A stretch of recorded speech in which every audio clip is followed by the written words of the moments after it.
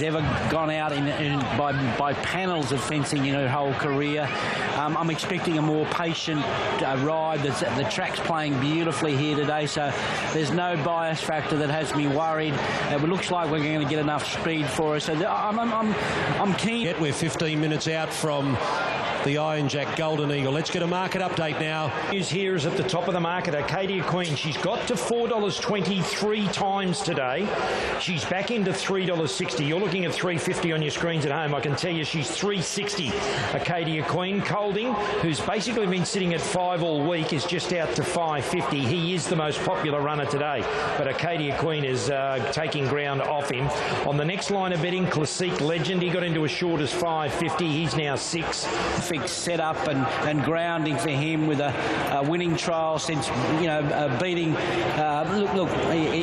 He was fantastic winning the Epsom there. He just fought so hard. You can't deny him that. He's got a beautiful draw and he's hard to beat here with clear run. Yeah, it's hard not to give her another chance on grand final day at 1500. The only reason she's in Sydney was because of this race. Obviously, we expected a. He's paraded perfectly today to step up to the 1500 metres. Great coach on him. 2-1 for me. I'm with Arcadia Queen. There's confident support for her again here today, and I'm happy to go along with the trend. I think 23 times, and since that point she's been 420 into 340, is now the most popular runner throughout the day.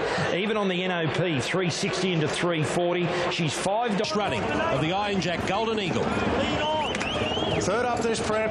There's the light. Ready for the Iron Jack Golden Eagle. $7.5 million in stakes. The starter about to send them off. Ready now. Arcadia Queen, the race favourite. Racing now, and Sunlight began brilliantly, so did Fasika underneath. Mizzy quickly improving from Colding.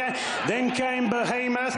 Out wide Sunlight not pushing on. Arcadia Queen's driving through the pack into a prominent position early.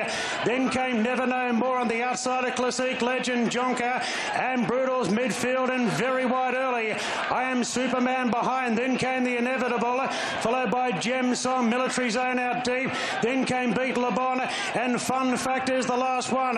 Racing to the first turn, and Sunlight pushes on now and takes a clear-cut lead. Brutal is doing plenty of work, roaring around the outside of the field, getting to second. Fasika took a set, then came Mizzy on the rails. Further back then to Behemoth, there's a couple off the fence.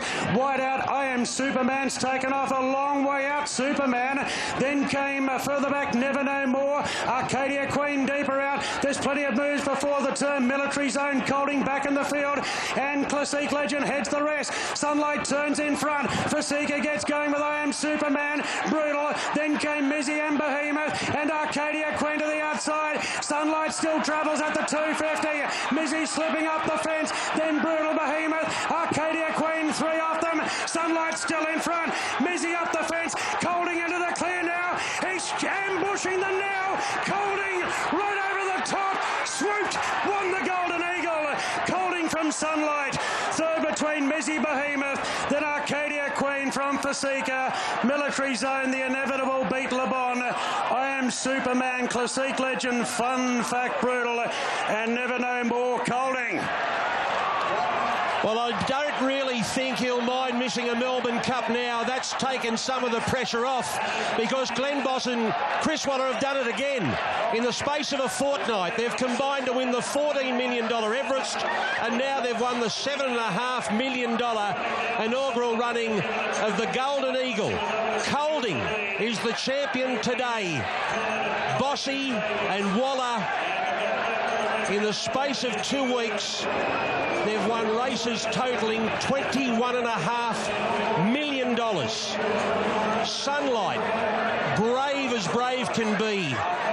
And then third will be either Behemoth or Mizzy. Maybe Arcadia Queen's missed out. Wow, that was some race. Man, that was in the middle. It was ridiculously slow. It was almost dangerous. J-Mac nearly fell beside me. The speed was so slow, and I'd almost sort of given up, to be very honest, because of the speed in there. I said, oh my God, I should have been a bit more positive. I should have made them work a bit more. All these things were going through my head. But then you just straight away switch back, you've got a job to do. And then it looked as though they all started taking off. Oh, listen, I have a lot of horse. And I had nowhere to go, so... Wow, he's brave. He's just... he's a star. Like his form was the best going. Chrissy Waller. To get by, what was going through your head at that stage? When I got the split of the furlong, I knew I was home because he hadn't done any work. He'd been held up most of the race, and I knew he's going to. He's got a very good turn of speed, this horse. So it was tight, and it was willing at points, but wow. This is your home. This is Rose Hill. This is where you wake up every morning. Trying to get me to cry, ain't you? I'll have a go. But this is very special to you, this track, and it's been an incredible 2 weeks. Yeah, it has. As simple as that. This is where I started. That's what's hard for me. These races are easy. It's where I come from. And that's what I respect about other young trainers. Doing their best week in, week out. I'm an Eagle winner. Both will sit pretty high on the mantelpiece. It's very special, both races, and I don't think he's finished yet. That's the great thing about it. I see the weight, he's got the profile. He's a horse that should win the Epsom or run well. And that Epsom win, obviously, when you look back and before yesterday, you were looking back on the form, and then you saw Fierce Impact, Tiako Shark perform, and then you trialled him. Did you think he'd gone to that next level to be able to perform like he did yesterday in the Golden Eagle? Yeah, Lizzie, after the trial, even Chris rang me from the stand. He said, did that look as good? Did that feel as good as I said, mate, I'm telling you, this horse has improved. Like, he's going to another level, and he said, wow, and I couldn't wait to text Neville Morgan. I say, mate, this is on fire, this horse, because he loves a bet, Neville, and he's into it. I said, I couldn't wait to tell him this horse is flying, mate. He said, oh, please keep it. But I just couldn't wait to tell him, And so, yeah, you just like to see that progression through a preparation, and this is what Chris does so well. And you'd taken your time to get up outside the lead there, and then obviously things didn't get the rest. You had the horse putting pressure on from the outside, which wasn't ideal. Yeah, look, I was wide down the back, but I wasn't worried about being wide there, and I could see Luke pressing forward on Sunlight, and I knew that once he'd crossed, he'd take speed out of the race, which would allow me to just press forward and sit outside him without doing too much. But I got a breather for about 50 metres, and the pressure came on again, and my bloke just couldn't handle the constant pressure.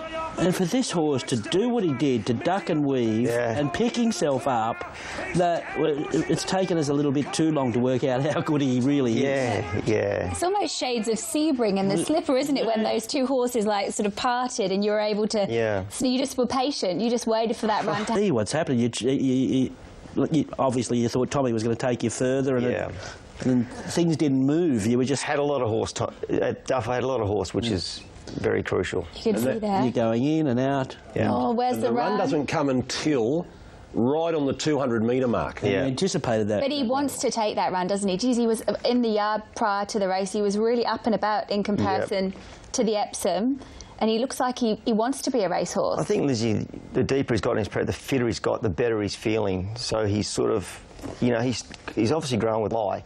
So I'd like to see what he'd done his last 200. It'd be pretty good. You said it was getting a bit dangerous there, the way the pace was not there. Greg, you wouldn't believe it. When J-Mac nearly fell, we actually both said to each other, this is ridiculous. Like, we were right beside it, and we both said, this is stupid. And I said, this is ridiculous, the speed. And next thing, he caught a heel and almost fell.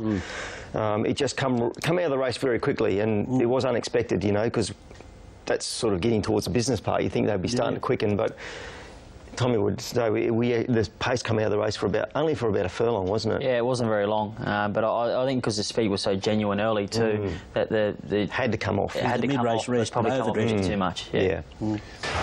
He's a serious animal, and he'll be around for a lot longer. Luke Curry, Sunlight. Yeah, she was brave.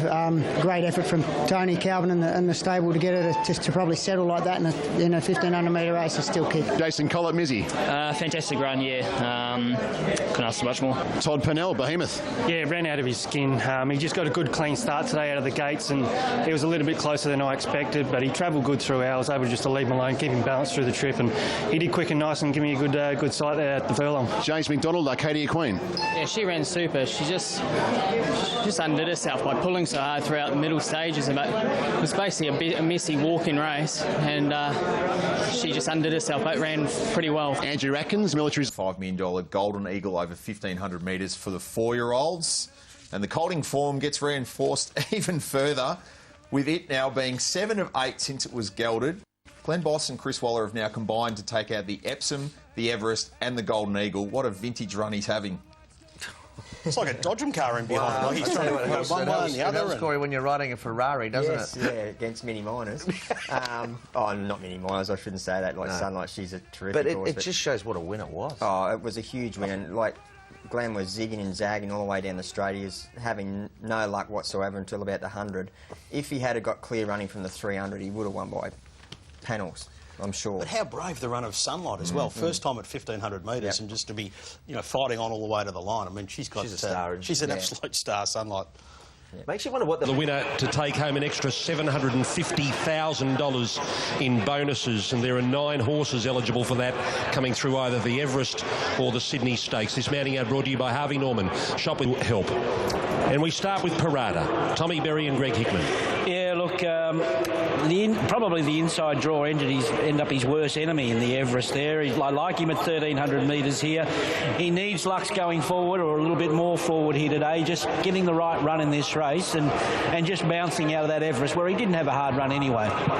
He's fronting with the Everest form here of Parada. I know I like the way Tommy's thinking there. Let's just have a go at slotting in there, and you can't come from last, and they might slow up in a race like this. So even if they slow up, wide's not as bad. So he's on top of Trekking, who'll wind up strongly late again to here. Then these bottom 2 mares, Fiesta, who was fantastic first up.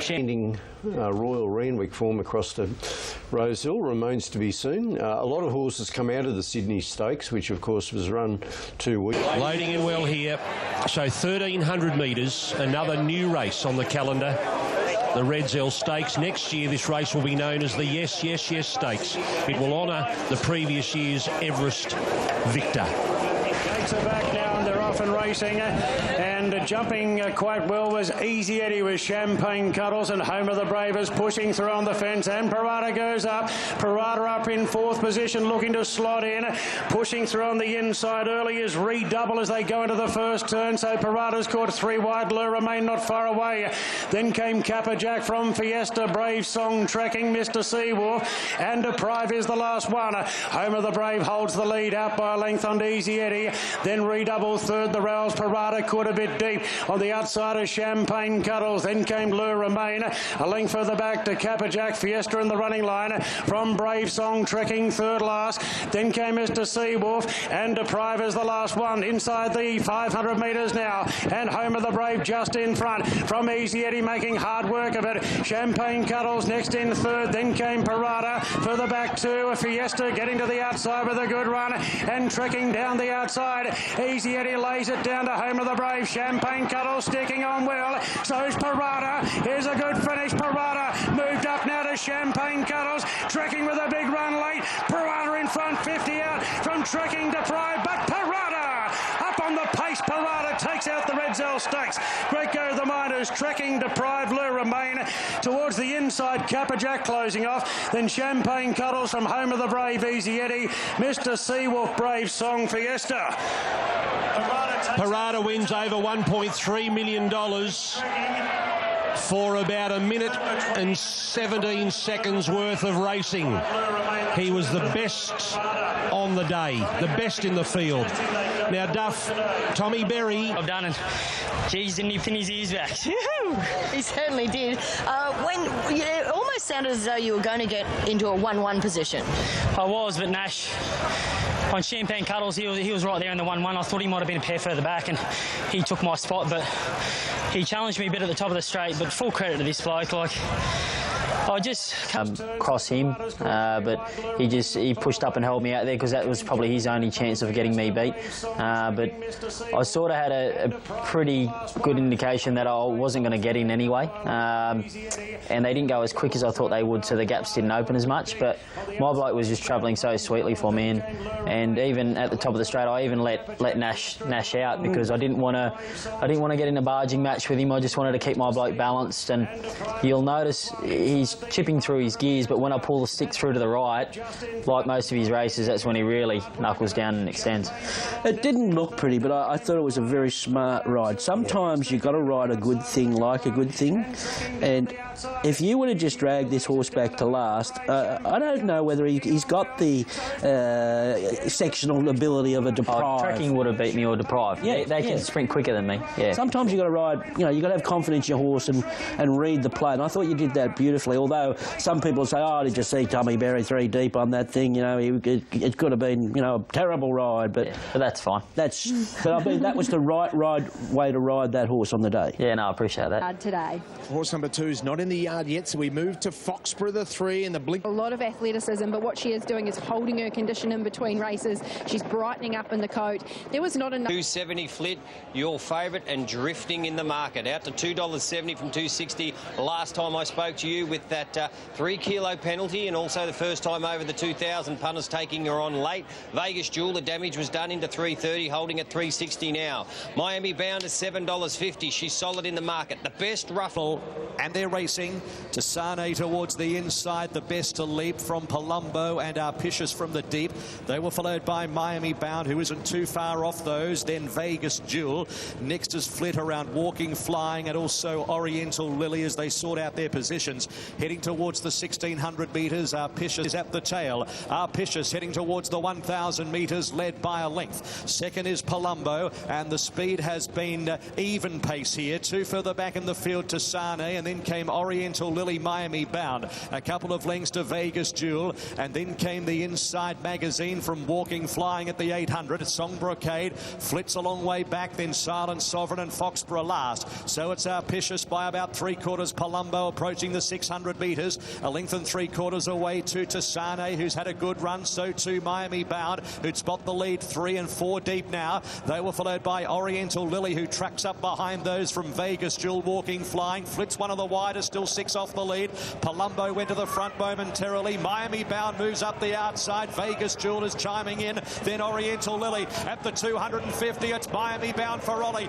3/4 of a length in front of Vegas Jewel, wearing her down. Miami Bound still about a half. Vegas Jewel, they pair off. Miami Bound with 50 metres to go, surges again, leads a half length. Vegas Jewel, Miami Bound. It's Cup Carnival history for Ollie. Vegas Jewel second, 4 lengths photo third. Palumbo or Flit, followed then by out wide a Silent Sovereign. Foxborough from Magazine, Song Brocade, Walking Flying to Sane, Oriental Lily, and a gap to Arpicious at the end of the field. In the history of this incredible carnival, there's been no more successful jockey than Damien Oliver. He breaks Bobby Lewis's record today. And 73 startling wins for Damien Oliver, and he does it on Miami Bound, and bring on the Oaks for both Miami Bound and also Vegas Jewel. What about that? Dan O'Brien and his great mate Mark Kavanagh battle it out in the Wakeful, and they may just battle it out in the Oaks as well. What about 2,000 metres? We've of course got the VRC Oaks to come on Thursday, and imagine that the Quinella from this race yesterday will be prominent come Thursday. Miami Bound, this was the race that gave Damien Oliver a record 73rd Cup Carnival win to take him past, of course, the great Bobby Lewis. The last Wakeful winner for Damien Oliver was Kensington Palace in 1997, which of course he then won the Oaks a few days later. And Miami Bound's Dam Arapaho Miss was the 2007 Oaks winner as well. Yeah, it was an Ollie special as well. He just, I mean, when you go back and watch it, he cuddles there to as late in the race as he possibly can. He just leaves something in the... It's great when you go to the races and you see the 2 or 3 best horses go to the line battling it out, and I think these two fillies are something special, to be honest. And they were just... it was a terrific run. She's, You know, I think in these testing conditions, Ollie's horse just got through. Miami Bound just got through it a bit better. She's helping him here. You can see he doesn't have to push the button, and Vegas Jewel's just grinding away. I think could easily turn the tables. Let's watch Miami Bound and Vegas Jewel fight out the finish in the Wakeful. At the 250, it's Miami Bound for Ollie. 3/4 of a length in front of Vegas Jewel, wearing her down. Miami Bound, still about a half Vegas Jewel. They pair off. Miami Bound with 50 metres to go, surges again, leads a half length Vegas Jewel. Miami Bound, it's Cup Carnival history for Ollie. Vegas Jewel second, 4 lengths photo third. So they certainly gapped them. Good run Palumbo for Linda Meach and Graham Begg, coming off a Pakenham maiden to grab a place in a Group 2 race as a 3-year-old filly, important for its pedigree page. What do we make of Flit? That far off them and think that it was going to be a winning chance in a slowly run race.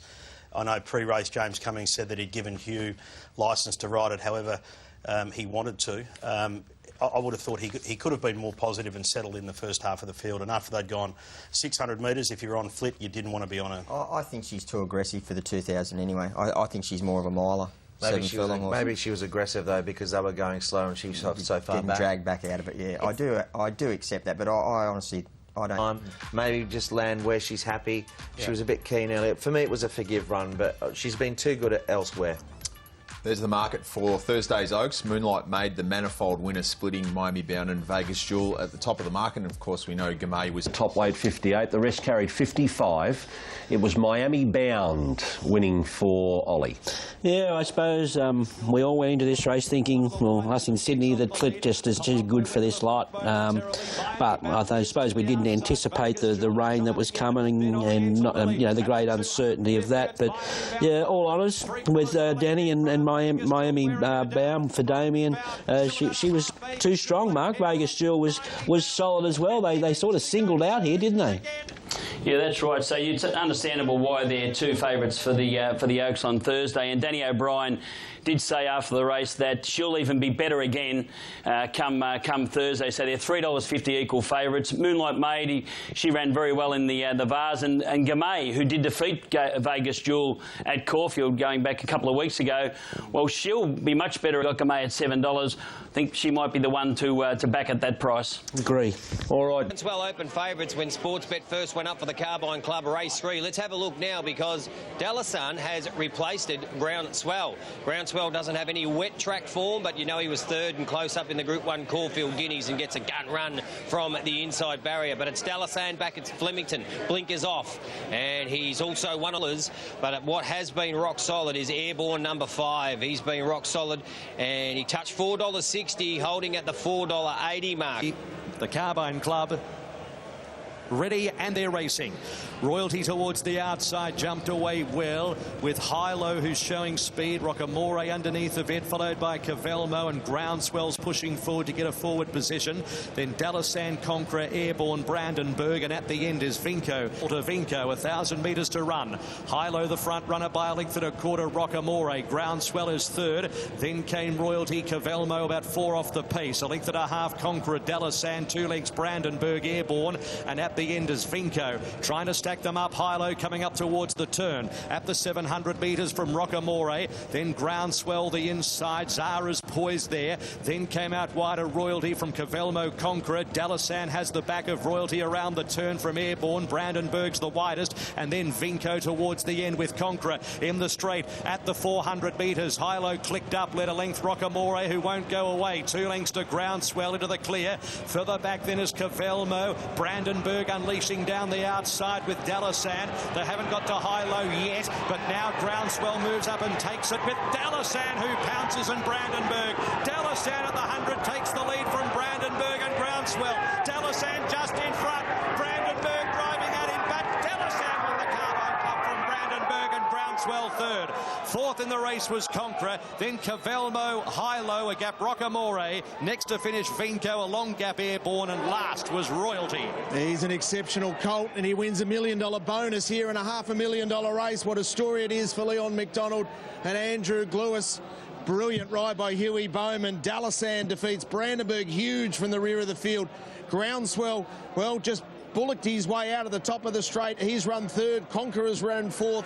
And the quality win today, and he had to dig deep because Dwayne Dunn was travelling very well on Brandenburg, and once again today underneath you. He settled a lot better, and I mean I had a better draw. Dollars before today. He was a Group 2 winner. He won a Danehill 3 starts ago. He adds a Group 3 today for this colt by Dalakani, but he gets the $1 million bonus plus the first prize of $300,000. So extraordinary to think that now he's earned $1.7 million. So for Leon McDonald. One Club Stakes Group 3. And Dalasan was able to secure said bonus. Blinkers off, a better draw and a bigger track. It settled better, and it was just exactly what you would have hoped for in the Caulfield Guineas. It's now won 5 of 8. Its only unplaced run in its career so far was that Guineas 5th. 7 figures. I thought you were talking about Grace for a moment there. Look, the blinkers went off Dalasan, made Hugh probably with the benefit of the ride as well. Got it into a beautiful spot, Corey, and it was a solid win. I mean, he's an exciting prospect. He's a good, tough horse, but I don't think he's the finished product yet. I don't think the penny has honestly dropped. Like, he gets there, but he doesn't know how to put him to the sword. He just gets there and seems to float about. On Dalasan. Who won't go away. 2 lengths to Groundswell into the clear. Further back then is Cavelmo. Brandenburg unleashing down the outside with Dalasan. They haven't got to high-low yet, but now Groundswell moves up and takes it with Dalasan, who pounces, and Brandenburg. Dalasan at the 100 takes the lead from Brandenburg and Groundswell. Dalasan just in front. Brandenburg driving at him, but Dalasan with the Carbine Club from Brandenburg and Groundswell. What's the potential timeline for this horse in terms of it all coming together? Because he's still got some work to do. You don't know. I mean, they're all individuals, so it's he's going to get... It's back in the Carbine Club yesterday, Mark. Yeah, that's right. It was quite a nice performance there. I think the blinkers coming off was the big key with Dalasan, and Hugh Bowman had a lot of confidence in this galloper. He was very. He thought he could win the Caulfield Guineas, but he came here and put the horse back, and he was able to unleash that pretty strong finish. He does have a tendency to lay in a little bit, but he was just a little bit too strong. I thought Brandenburg was pretty good from the back. It ran on fairly strongly, and Groundswell battled away the $2.3 million purchase. I thought his was a pretty good effort, but Dalasan can handle all types of conditions and just had enough grit there to win the race. And also, I think once he got to the lead, Melbourne Cup, and he needs a gallop. 550 if you like him. Hackey 650. He was good at Geelong, wasn't he? A nice price in from 750. His opening quote. Hush Rider $4.80 on the drift. $6.50 out for him. Patrick Aaron, he loves the sting out of the track. $9.50 and as well. Yeah, look, he hasn't got real good wet weather form, but in saying that, the runs he had. And away they go. Beautiful line as well. Cariff was away with them, with Patrick Aaron over towards the far side. Wall of Fire noses them with Valac, Patrick Aaron, Cariff, and not too far away is Downdraft on the rails. They're in a real clump here past the judge, and towards the first turn it's getting a bit tight. Wall of Fire one off the fence in front of Downdraft. Cariff 3 deep, Valac 4 wide, the Chosen One right behind those, followed by Azuro. Not a lot of room there behind the leaders, and pushing up around them there is Hackey in the blue cap. Then came Patrick Aaron, who's got back to about 4th last, but only about 4 off the lead. Chosen One last, 10 off the front runner, Hackey. Hackey looks to control it now, has gone to the front at the 1400, and now at the 1,000 metres, led by a length and a half to Valac. Hush Rider is 3rd. 4th, the inside Downdraft. A length to Cariff, spotting the lead 5. Then came the inside Azuro, who's just creeping up ground the inner from Patrick Aaron. A length Wall of Fire, Sir Charles Road, the Chosen One last. Up towards the home corner in the Hotham. Last chance getting towards the Melbourne Cup on Tuesday. Hackey led by a length to Valac. Downdraft behind them 3rd. Hush Rider 3 wide is progressing into it as the leader Hackey left the fence. They were followed by Cariff, only 3 off the lead to the middle of the course. Azuro under the whip behind them from Wall of Fire, Sir Charles Road and the Chosen One. 3:50 to go, and Downdraft got up on the inside and sprinted away. 3 lengths in front of Azuro. Then Cariff, Hush Rider and Hackey dropping away. Downdraft went for home though at the clock tower. It's a mile in front. 4 lengths Cariff, followed by Azuro, but it's all Downdraft. Downdraft 3 lengths in front, secures a place in the cup. Downdraft a length and a quarter Cariff.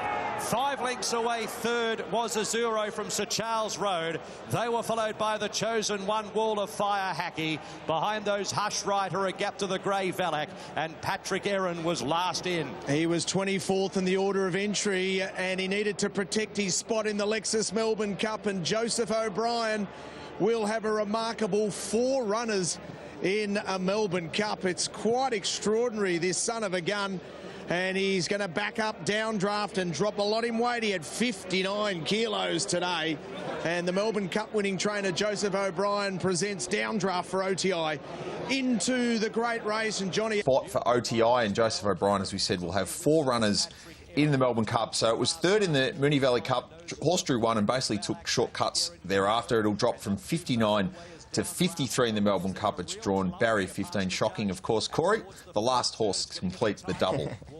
Yeah, look, I mean, I thought it was a great ride by Johnny Allen. Hasn't he done great things since coming over from overseas? He's just Hush Rider never probably had the rub of the green early.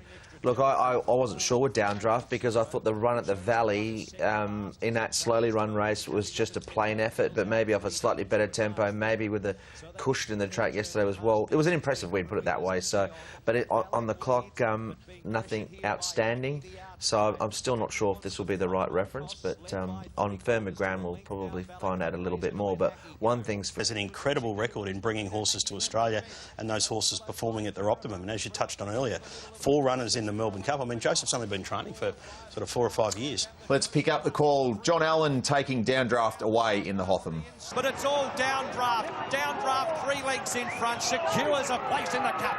Downdraft a length and a quarter, Cariff. 5 lengths away, third. So still a lot of time to study the form ahead of 3 p.m. Tuesday, but this is probably not in the top echelon of what we're expecting from the international contingent. I prefer others, but I got him wrong here. So Today, last attempt to get into the Cup, and it's a Downdraft here.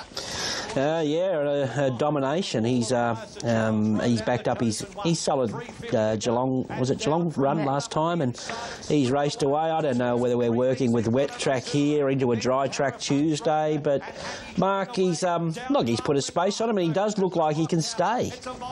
Yeah, that's right, and I don't think he has to be ridden close like he was yesterday. He can be ridden back. We saw him in a couple of races overseas, and he was back and run on strongly against some of the horses that have right up in the betting of the Melbourne Cup. So I think he's coming along at the right time. I think Tuesday the track's going to stay in this similar type range, or will be a bit better than what it was yesterday. You'd think there's 1 to 4 mils expected today, and on tomorrow there's 3 to 8 millimetres. So that'll keep the track in the soft range.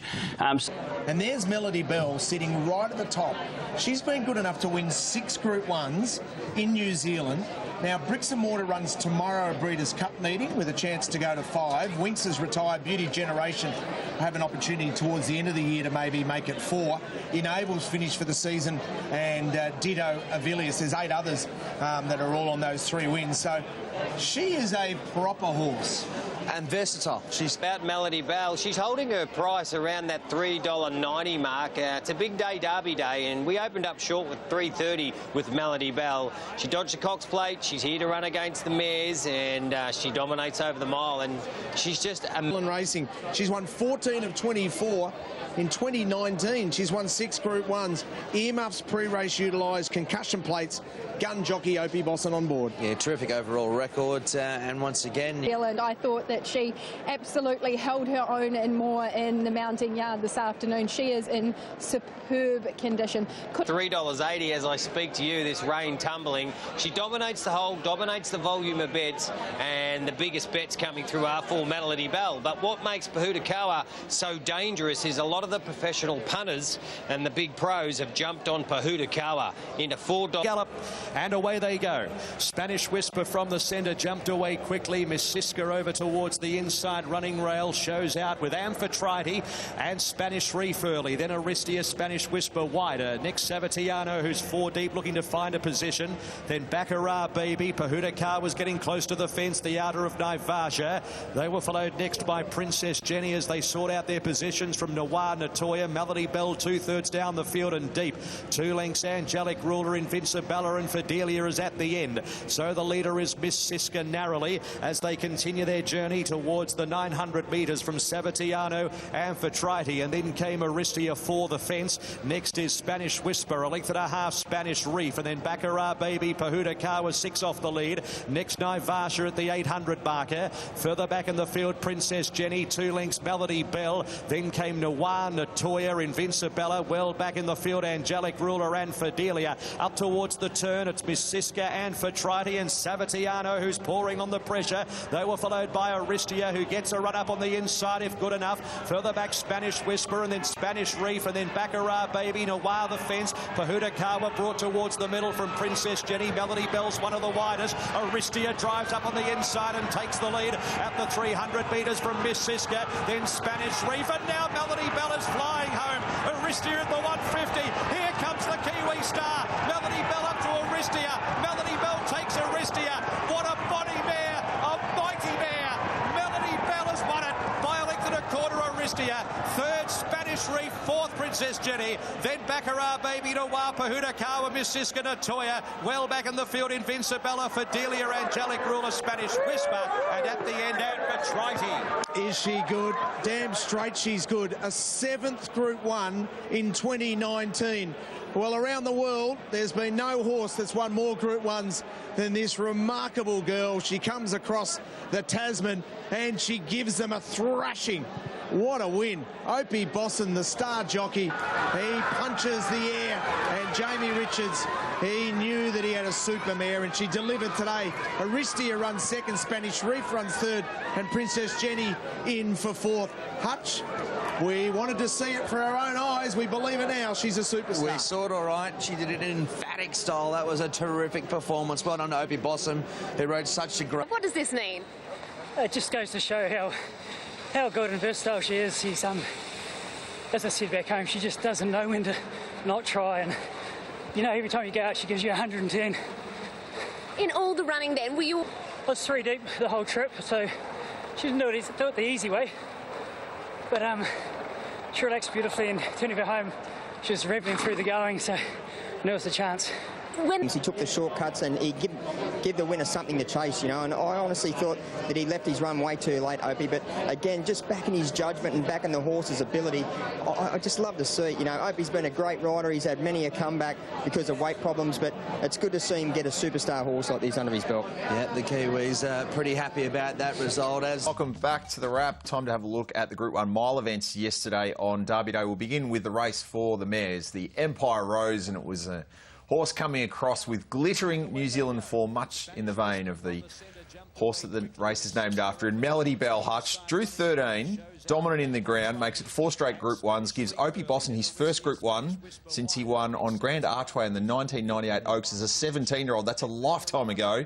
And now, possibly the Mckinnon beckoning for this horse. He rode it very confidently. Look, I wasn't sure how good she was in terms of what she'd been beating, but she showed yesterday how good she is. I thought this was one of the most exhilarating performances on the day, just from where she came from. Corey rode her with a lot of confidence. I love when you see jockeys back themselves and back the horse's ability just to ride it so confidently. Like he settled back in the field. I thought he'd be too far back, and I also queried what she'd been beating over in New Zealand, but Opie just showed how good she was. Like, she picked him up really, really easily. I think they were delighted, obviously, when the rain came, but it mightn't have mattered on it. She's proven on good tracks as well. There was just enough tempo for her to be able to run on. Like, they've gone reasonably quick out in front, and the horse on the outside, they're putting the pressure on a long way out. Meant that, you know, some of the leaders started to come back to the field, but her turn of foot was just exceptional. She is something special. Melody Bell dominating in the Empire Rose. Pahuda Kawa brought towards the middle from Princess Jenny. Melody Bell's one of the widest.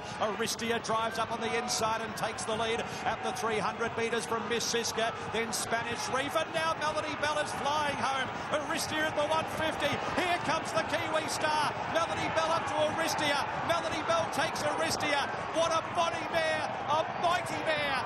Melody Bell has won it by a length and a quarter. Aristia, third Spanish. High praise indeed when you're referring as a race caller to a horse as a bonny mare, and she's exactly that. And Corey, you queried the New Zealand form, I think, as a lot of people did heading into yesterday, but that Foxbridge Plate at the beginning of her campaign has produced Tiakau Shark for a third in a Cox Plate, and now Melody Bell's performance yesterday. Yeah, it was. I mean, again, I don't really know the New Zealand form, but everyone that I spoke to, they said, oh, she hasn't been beating a lot. but just goes to show, like, she's an absolute superstar. You can only beat what you get in front of her. Left-handed or right-handed, Yeah. 1,400 metres up to 2,000. She can settle forward if she draws well, but most of her wins are when she's midfield, 2-3 wide with cover, and her turn of foot late is exceptional, and she did yesterday what she's been doing in New Zealand, just repeated it. I think we'll jump to the ground where they didn't handle it yesterday. She got through it really well, so it'd be interesting. But if she had drawn inside 5 or 6 yesterday, she would have sat 4th or 5th in the run and would have beaten them by 5 or 6 lengths. Fair call. She jumped positively from barrier 13, then they kicked up on the inside, so Opie just had to go back and find a position where he wasn't caught wide and posted. But if she settles in the first 3 or 4, she's going to be mighty hard to beat in Mckinnon.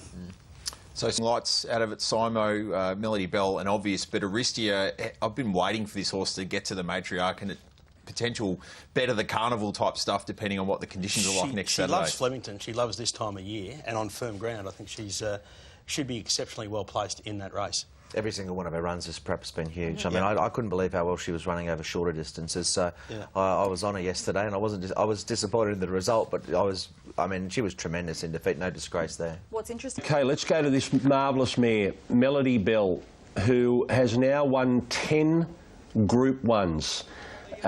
Here she is winning a Group 1 in Australia. Sunline, Rough Habit, they're in the double figures. Now she is. What a ripper. What a ripper she is. She's won 15 from 25 now. I think the doubt with a few of us, you can only speak for yourself, I suppose, was you would have thought she's already been through 2 or 3 or 4 grand finals. But how tough. She's come here, she's produced the goods, and good on, Jamie Richards and Tiakau. They'd been around the mark with some, Tiakau, Shark and a few other horses over the early spring, and they get a big result there. So good luck to them. They deserved it. They're a big organisation, and she's a champion. Well, she's a ripper. Yeah, and fantastic ride from Opie Blossom. I mean, he's an absolute... Well, he knows her so Yeah, well. knows her well, but I mean, he's a champion over in New Zealand, and it's great for him to come over and with a horse that I'm sure is so close to his heart and be able to perform on the, on a big stage and win a... Our features today, arguably maybe even the feature. Rain, rain, go away, says the market and Bivouac, because Exceedance beat him first up on a heavy 9, and now he replaces Bivouac as your favourite for the Coolmore Stud Stakes. Good lordy me, into $3.20. This is a huge go on Derby Day.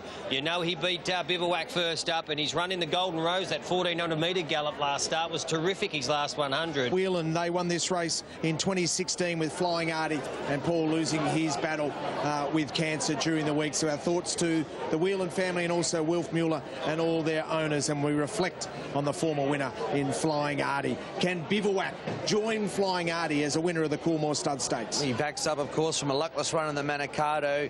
He's been impressive this preparation. He really hasn't run a bad race, Richo, and he was... With the blinkers going on, owned by Vinery, trained by Team Hawks and ridden by Dwayne Dunn. He's been terrific all preparation. Once again, out of the Golden Rose, they targeted this race. He put the blinkers on in a recent jump out. He flew here at Flemington. He's got an incredible turn of foot. He'll love the conditions, and I expect him to be the one to beat. I thought he had a bit of X factor. And since the race became a Group 1 13 years ago, we've had 4 fillies that have been good enough to win it. Well, she was nearly the most talked about horse in late August, early September. They were talking all sorts of big races with her, and she's been particularly impressive. She can run time. She's had a little freshen up. Taken my eye here. I thought both Cosmic Force and Exceedance, both beautifully athletic colts, but have plenty of strength. They're the two that have taken the eye. Exceedance goes on top. What a wonderful... Bivouac as your favourite here. It's a fantastic race. So Exceedance dominates the hold now from Bivouac, although we're going to lose heavily if both of those horses win. And some roughies outside. Confident, actually. He put a foot wrong since he's been here. I suppose the only blemish is the rain, and his last start he ran on a wet track was in the San Domenico, and he won well. So you know that he... Sports bet. All right, and away they go. Cosmic Force veered to the left, and Accession got shut out there and goes back to the middle of the field. Bivouac Sartorial Splendour began quickly, with also Cardiff, Cosmic Force, and they're all going towards the inside rail. Next is Little Contra Libertini, Accession, Brooklyn Hustle from Ruka, Alabama Express. Third last early is Exceedance, and then came Exeter, and Broadway and fourth is at the back. 800 metres to go. Sartorial Splendour led from Bivouac and then Libertini. Next in the field is Cardiff. Up the middle in the light blue from Cosmic Force, Exceedance, Accession. Then Brooklyn Hustle, Little Contra's the widest, 6 off the lead from Broadway and 4th, and then Exeter, Alabama Express, and Ruka is last. Onto the course proper, 450 out. Sartorial Splendor in front of Bivouac, who's getting close to the outside. Then Cosmic Force, Libertini, Carter from Accession. Exceedance over on the far side, running on. Bivouac at the 250, explodes, goes to the lead. Exceedance back to the inside, chasing Bivouac, then Libertini. Bivouac at the 100. Exceedance wearing him down. So much at stake, then Libertini. Bivouac grabbed by Exceedance, who drops them. And Exceedance on the corner. Exceedance beat Bivouac, Libertini. Photo for 4th, there's 4 of them. Brooklyn Hustle, Cosmic Force, Alabama Express, Little Contra in a line. A gap Broadway and 4th, and then Sartorial Splendor. Next to finish Accession, and then came Exeter. Well back in the field was Cardiff, and Ruka last of all in a high calibre Coolmore Stud Stakes. Is he a good colt? Damn straight he is. He's a really valuable colt now as well. What a win to Exceedance. The blinkers went on and the colt by Exceed and Excel. He cost $180,000 at the Inglis Easter yearling sales. He is worth a whole lot more now because he's defeated Bivouac and Libertini. And for Team Hawkes, they team up with Dwayne Dunn. And it's a brilliant win for the family because that colt is worth a whole stack of money now. 6, 2, 12 and... Where you were, such a unique course, the Straight Six at Flemington. It certainly is. We sort of had a game plan before the races. We're only going to win it late, and a little bit of a bang together at the start with Craig Williams and another one to my outside, and I seen the back of Libertini, back of Bivouac, and I thought they were the right horses to take me where I need to go. Got on the back of them, and gee, it's great to be with the Team Hawkes and stallion making stable it is, and it's great to be involved. You know, finery stuff. You know what? It was a great result for the top 3 because they're all really good horses, and what it's shown is that we've got a great bunch of 3-year-olds, and they've all franked each other's form. To be fair, so it was grand final day for us. And when Dwayne was stalking back there on the inside, I thought, have a look at this. There, he's got plenty of room to go up the inside, and what was going through my head was a San Domenico and Bivouac. And you know what? When I realised it was Bivouac, I wasn't that happy because I know he's pretty hard to get past. And he's been a pain for us, but you know what? It was just great to get the job done for the. Take a look at the Group 1 Coolmore Stud Stakes. 1,200 metres for the 3-year-olds, and this was just a mouth-watering contest on paper, and it absolutely lived up to it as well. So we had Exceedance, who'd had a month off after the Golden Rose, which was the same pathway that we've seen the likes of Merchant Navy and Nachita take into the race to basically down tools and make this a target race. Corey, the horse jumped awkwardly from 10 for Dwayne Dunn, had an early bumping duel with Ruka, but he did a superb job to find the back of Libertini. He's done an amazing job, Dwayne. Like, it just goes to show he's obviously been riding for a long while, but when that sort of thing happens in a sprint race, you more often than not give him a good shove and trying to get him back into the position that you've just lost. But he took his time, he just let the horse amble back in over between the 2 horses that you'd really want to be following in Bivouac. And he just rode it unbelievably well, and he just took his time after a heavy bump, which normally, again, you'd rush the horse after that. So I thought he'd done it great. Exceedance outpoints Bivouac in the Coolmore. Libertini, Carter from Accession. Exceedance over on the far side, running on. Bivouac at the 250, explodes, goes to the lead. Exceedance back to the inside, chasing Bivouac, then Libertini. Bivouac at the 100. Exceedance wearing him down. So much at stake, then Libertini. Bivouac grabbed by Exceedance, who drops them. And Exceedance on the corner. Exceedance beat Bivouac, Libertini. Hutch, on a day where Times had a significant asterisk next to them, that was clearly highly rated. It was very highly rated, yeah. It's going to go down as the best ranked race with the Daily Sectionals information, and he needed to produce the best final 400 of the day, which he did there.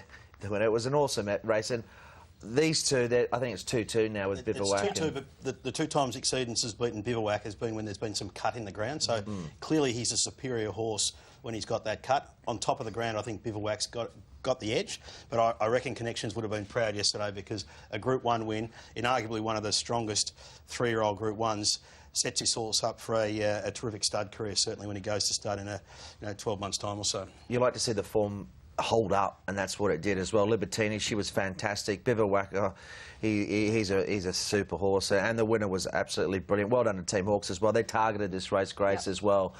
Just changed stride about 100 from the post. I don't know if he was trying to bucket something, but his action got a bit awkward with about 80 to go. Yeah, I did notice that as well.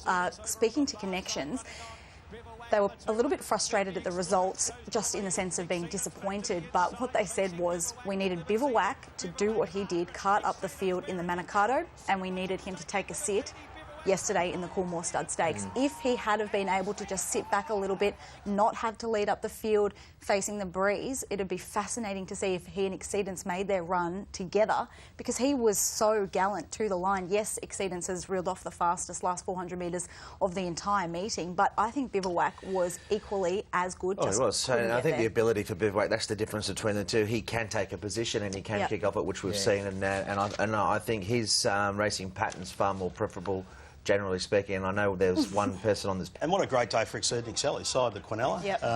And it's just clearly demonstrated, I think, that the Sydney Colts and fillies are vastly superior this season to the Victorian ones. You know, Libertini and Funstar, the best fillies, and you've got Yes, Bivouac and Exceedance, the Colts, vastly superior to what we've got down in Melbourne at the moment. Libertini was bulky are our sprinting ranks already, and you look at the calibre of what we saw on the Everest, and we'll have a look at the VRC sprint market in a moment, but throw the place getters into potential races like Newmarket's in the autumn. Yes, against Santa Ana Lane, Parada. I mean, just absolutely mouth-watering. These three-year-olds getting the weight allowance, though. I mean, they're sort of posting numbers that are as good as the older sprinters, but they're getting the weight relief, and I think that's the big difference. Here's the market for the VRC Sprint Classic next Saturday. Santa Ana Lane looking to go back-to-back. Grace, you'd imagine we're not going to see Bivouac or Libertini, despite the fact they're at the pointy end of the market? No, Bivouac would have to back up 3 weeks in a row, and Connections indicated that he'd be going to the paddock, as too with Libertini. So I'll be taking those out of that market, but you've still got Trekking, who ran a great race again yesterday.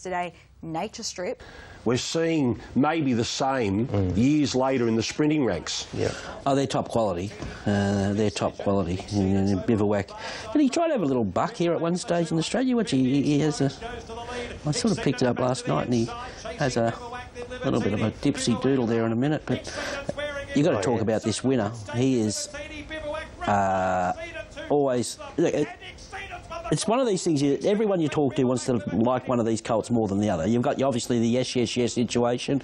Bivouac started off big time, and now this is another grand final here. And I think the blinkers was a masterstroke, and also I thought the ride was terrific. You know, he can be a bit sticky at the start, this horse, but he saw the dangers, Dwayne, and he says he went hunting for them. He went hunting for them. He knew the horses that were going to bring him into this race, and you could see that at the finish when there was a gap to the fourth horse. But some really, really good talent. So go back to the run to the Rose. And the ratings backed it up. Like all of the experts said, these three this is top shelf. As good as the older horses, older sprinters at the moment. These are very special three-year-olds. So, and we watched that race together, Tommy and I. It's good to see him do that yesterday, because for me, it's been frustrating that he's been running, and for everyone watching him, he's running so well. He's running the times, but he hasn't been winning. So it was his turn yesterday, and as we said at the start of the show, I think if you run another 5 races with these 3 colts, you probably get a different result every time, because they're all as good as each other. I don't think one's better than the other. I think they're just superior. Do you think if he... Clearer touch as we build up towards the Amy Victoria Derby. First run in 1855, and there's 4 key contenders. Can a horse come down from his worth? Well, Melody Bell formed out and won the Empire Rose, and then you had Exceedance. Punters are off the canvas, and their chips in here with Shadow Hero, your favourite in the Derby. He has tightened right up. $3.40 we opened at Sportsbet, and he's into $3. Richo mentioned he won the Spring Champion at the 1 1/4. He looks like a stayer. He loves the sting out of the track. Soul Patch is also tightened up as well. $4.60 from 9 a.m. this morning. He's got to back up into $4. The market says he will. Thought of that's the Drifter. $3.80, $3.50, $4, $4.60. Warning is quite tight at $9. And then you've got... And Castelvecchio franked that form with such a gallant effort in the Cox Plate. He looks well placed. He's had pretty much a faultless preparation. He'll be tough to beat. Well, Jane Ibles up this journey as well. And yeah, I'm sure he'll be a force to be reckoned with. He's a colt with real substance. I just love his strength. I love his size. Double the most recent Polanski. McKinnon thought of that. Really relished these conditions. He couldn't have been more impressive in beating Warning, who ties in with another number of rivals today. That Norman Robinson win was terrific, and I think he'll go forward and take a lot of catching. Gully, he's a colt with a lot of substance physically. He's going to handle it. He's going to like the 2,500 metres. Loved his purpose in the yard. He's my screen, so $4 into 380 Soul Patch. Good move for Jane's pick of the yard, but it's all about Shadow Hero. Double the hold on Soul Patch and also the volume of bets. Absolute strip out for Sportsbet is Shadow Hero, your favourite in the Derby. Great rally for Tigo. Gates are back and racing.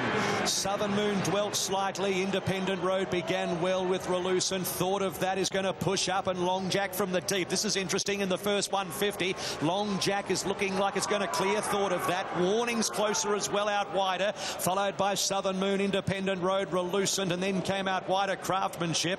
Soul Patches midfield on the fence, and then Huntley Castle, Shadow Hero has about 4 behind him. Navarre Translator with him. A length and a half, Sign, Seal, Deliver, followed by Lucky Edward, and he is at the later, and then Southern Moon spotting the leader about 7. A length and a half away, Independent Road on the fence from Huntley Castle. Then came Shadow Hero, who has relaxed well back in the field from Navarre at the 1200. Then Sign, Seal, Deliver. Next in the field, Lucky Edward, and he brings up the rear. So it's a steady pace now mid-race. Long Jack and Thought of that together, 1,000 metres to go in the Derby. A length and a quarter, Warning the outer of Relucent. Then Craftsmanship and Soul Patch, who's saving every inch of ground. A length and 3/4, Southern Moon and Translator from Huntley Castle, Independent Road. Next, Shadow Hero, still 10 off the lead from Navarre. Then Sign, Seal, Deliver. Next, he is getting going from the back, and Lucky Edward under heavy pressure at the rear. 600 metres to go, and it's Long Jack with Thought of that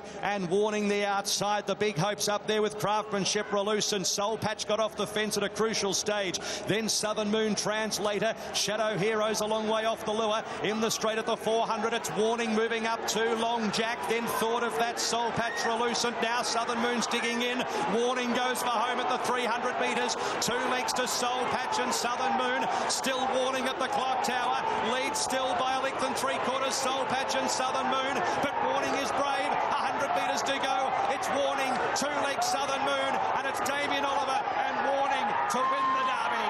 3 legs Southern Moon, Soul Patch third, 4 legs away Relucent, and then Shadow Hero. A gap in the field, Independent Road and Long Jack from Craftsmanship, Huntley Castle, and they were followed by Thought of that, Long Jack pulling up alongside of it, and then came Translator. He is Lucky Edward, and there's one more. They're coming in at intervals, Navarre at the end. Oliver and Friedman, it rings a bell, doesn't it? They've teamed up again. It's not Lee Friedman, it's Anthony, but in the famous Friedman family colours. Damien Oliver wins his 6th Victoria Derby, and he does it in exceptional style. What a performance there. Warning wins. Ollie wins his 6th Derby. He does it for Anthony. Underneath you. Yeah, it wasn't really in the plan, Britt. We were kind of leaning towards riding him quietly, but he began so well, I had to change plans pretty quick, and he got there pretty easy. We went pretty slow. He was a little keen early, but once Thought of that come around him, he lobbed into the 1-1 and he had a little rest, and once I popped out 3 deep, I got there a bit soon, but we'd gone so slow, and I didn't want to get in his way. I just wanted to let him build his momentum, as it's a long straight when you're in front so far out, but I knew I'd had such an economical run, and I had a lot of confidence in him when I worked him last Tuesday that he could stay well. He's such a clean-winded horse. And then he was just really strong. Truly, he would. Yeah, I was just saying earlier, we go back a long way, and it's good to hook up again. And to do it in the family colours is nice too. Yeah, look, not a lot of the horses run in those colours now because most owners have their own, but these guys are happy to just use whatever colours, and so it's nice for them to be seen in a good race again. Yeah, and gee, wasn't he? I knew he'd stay. I didn't think he'd be that good in the ground, but clearly he got through it well enough. Since 2,500 metres. So Warning gives Damien Oliver his 6th Derby, and for the 2nd straight year we have a horse that won the Superimpose, has a flattish run perhaps in the Caulfield Classic, and then wins the Derby, as we saw Extra Brute do last year. Taken forward after jumping well from 10 was probably something that caught a few of us maybe a bit by surprise, but got a little bit of a cut across with Craig Williams taking Long Jack forward from 15. Yeah, including the rider, and of course this was the point where Mark Zara popped off the fence, won Corey, and ended up sort of 3 wide, not long after. So drew the 1 barrier and ended up 3 wide around the back near the 1800, so a little bit disappointing. But a smart ride by Ollie. You know, this is why they put good jockeys on in these big races. Like, he was obviously instructed to be midfield where the horse has been previously racing, but once the horse bounced the lids really, really well, Ollie had not many options, but he just went forward, sat outside the lead, and then come back and give the horse every chance. But I just loved how the horse come back underneath him after giving him a squeeze. It's the signs of a really, really good horse, I think. Probably just too far out of his ground. Maybe the ground was a factor, I'm not sure, but ultimately Nigel was never really in the hunt. He was a bit flat-footed from the 800 to the 400, but his last 200 he was reasonably strong. I know he's been beaten a long way, but he looked like he was going to finish in the second half of the field at the top of the straight. Let's pick up Matt Hill's call of... Warning moving up to Long Jack, then thought of that Soul Patch Relucent. Now Southern Moon's digging in. Warning goes for home at the 300 metres. 2 lengths to Soul Patch and Southern Moon. Still Warning at the clock tower. Leads still by a length and 3/4 Soul Patch and Southern Moon. But Warning is brave. 100 metres to go. It's Warning, 2 lengths Southern Moon, and it's Damien Oliver and Warning to win the Derby. 3 lengths Southern Moon, Soul Patch third, 4 lengths away Relucent. So Southern Moon into second, backs up its Geelong Classic and Derby Trial seconds, ran the quickest 6 to the 2 yesterday, and also good performance from Soul Patch. Peaked on its run a little bit, but coming off the 7-day backup in the Vars was great. But to the winner go the spoils, and a tremendous training performance, but also, as we mentioned off the top, Damien Oliver's ride and the way he was able to pace it delivered a victory. Oh, it was a fantastic ride, and look, there's an AJC Derby and a Caulfield Cup next year. He's just got that, you know, really dour pedigree and just keeps on finding the line. Both Mitch Freedman, of course, the trainer of Southern Moon, and also Ken Keys, trainer of Soul Patch, were absolutely thrilled with their horse's performance. Massive smiles on their faces, almost like they'd won the race just because their horse was able to prove themselves in the tough conditions and finish off really strongly. I think off him anyway, I'm sure he'll bounce back. Yeah. I think this is going to be one of the better Victoria Derbies we've seen in the last sort of 4 or 5 years. Sometimes the form doesn't measure up through the autumn, but I think there's a lot of horses that will progress on next season and beyond, so long as they don't get... Quickly, is there a change coming, we think, in what we'll now see from these 3-year-olds, given how perhaps some of the domestic cup preparations are changing? Danny O'Brien's been really open with how Vow and Declare's preparation over the last 12 months has been structured around not perhaps targeting some of those other 3-year-old classics traditionally to purely worry about what's coming Tuesday. Do we think particularly the top 2 in this race might have a similar prep coming their way over the next year? I would have thought Warning and Southern Moon are probably slightly ahead of where Vow and Declare was at the same time last year. I mean, Vow and Declare clearly improved through his Queensland preparation, and his runs around Mr Quickie showed that he was, you know, becoming an elite 3-year-old, and he's progressed on as an early season 4-year-old. I think these 2 horses are probably ahead of where Vow and Declare was at that time. So it augurs well for the staying race, the local staying. Winning the Victoria Derby yesterday. Yeah, and he was just, you know, I don't think anyone probably had him going as forward as he did, but that's what Oliver does. He reads the speed of races. He rides horses how they're travelling, and what a domination late in this race. There was, you know, he's always been good raps on him. He's by declaration of war. He's really producing some good stayers at the moment. He's a raw talent, this, isn't he? Southern Moon, he can stay all day. He's one for the future. Soul Patch was pretty good there, but look, being a wet track, all this form, is just hard to line up. But that was and I think Shadow Hero had an internal problem there as well. Was that right? Internal bleed. Yeah. What did you make of it all, Mark? Well, I thought even though Shadow Hero was beaten a fair way, he was 10 lengths off the lead at one particular point. So in the finish, he didn't really lose a lot of ground from that spot. But we did expect more. Now there were a few excuses, so we can put a line through that run. I thought an excellent ride by... The Colding looks pretty good, doesn't it? Then he came out. We know he won that 2-rack. Great win. He beat a lot of rivals that day. From number 7 is Cliff's Edge. Well, he improved last start of the Crystal Mile at the Valley. Gets through the ground. I wouldn't say he'd be a specialist. He'll be up there rolling along, making his own luck. He needs an easy... Lucky horse because he is a back marker, so you've got to take him on trust. But, gee, he looks good. And he's looked good... And he clearly is the liability for Sportsbet. Double the hold of Star of the Seas, and the volume of bets just dominates with Night's Watch. But they've rallied for Star of the Seas because he sits on speed and he's drawn an inside gate and he loves the wet. He's 3 for 3 on the heavy is Star of the Seas.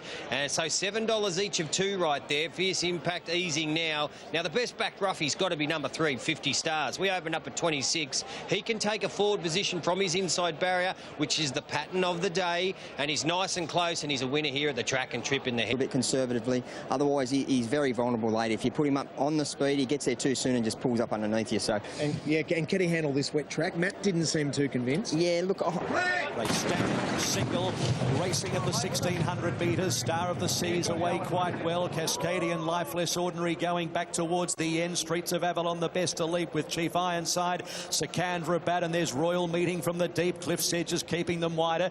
Trying to probe through the centre is Star of the Seas, then 50 Stars, a gap. Mahamadeus, Land of Plenty, Night's Watch. They were followed by Best of Days wider from Fierce Impact, and then Cascadian, the inside of Roxosi Bon, and Lifeless Ordinary is at the tail of the field. So 1100 metres from home, it's Cliff's Edge being raced by Chief Ironside. They were followed by Streets of Avalon 3 deep around Star of the Seas, and 50 Stars fifth the paint. Next in the race is Royal Meeting 3 wide with cover around Secandra Bad, Land of Plenty. Then Mahamadeus, and further back Best of Days, a length to Night's Watch. Then Fierce Impact and Sosi Bon. Well back is Rock Cascadian and Lifeless Ordinary last, but they're quite tightly packed, the 16 runners up around the turn. 600 metres to go. It's Chief Ironside just in front of Cliff's Edge on the rails. Then Streets of Avalon 3 deep, and further back is Royal Meeting 3 off the lead. Star of the Seas needs a run behind them with 50 Stars. Then came Best of Day sweeping down the outside with Sosi Bon. Fierce Impact's trying to get into the clear, and so too Secandra Bad. Still Cliff's Edge at the 300 metres with Streets of Avalon, 50 Stars. Fierce Impact and Sosi Bon right down the outside, followed by Cascadian. Fierce Impact towards the 100 takes 50 Stars. Sosi Bon, Cascadian. Fierce Impact just in front of 50 Stars, who's coming back. Fierce Impact and a head bobber. Fierce Impact does the Tourer Cantala double beat. 50 Stars, Cascadian. Fourth, Sosi Bon. Then Best of Days, Night's Watch, Star of the Seas from Streets of Avalon. Behind those, Secandra Bad, Mahamadeus, Lifeless Ordinary, Rock. Well back, Land of Plenty, a gap. Cliff's Edge, who got tired, so too Chief Ironside. And at the end of the field, Royal Meeting. Well, another stallion has been announced today because he's made it back-to-back wins. He wins the Tourak and now he wins the Cantala. And he's an entire son of the superstar Japanese stallion in Deep Impact. Is he worth some money now? Well done to Matt Smith and also to Frank Cook and all the owners. What a ride by Craig Williams. Fierce Impact just defeats 50 Stars. Cascadian, Sosi Bon flashing late. Cascadian was some sort of run. But 50 Stars did it, and did it perfectly. We saw a different ride today, Corey, from Craig. He just held him together a little bit longer. You mentioned about this. Bring into today. I just thought he was awesome. He's fantastic. He's well, he put the riding on the wall. The horse that beat him in the lead up before the Epsom, who won the Epsom, won the Golden Eagle today in Sydney, franked his form.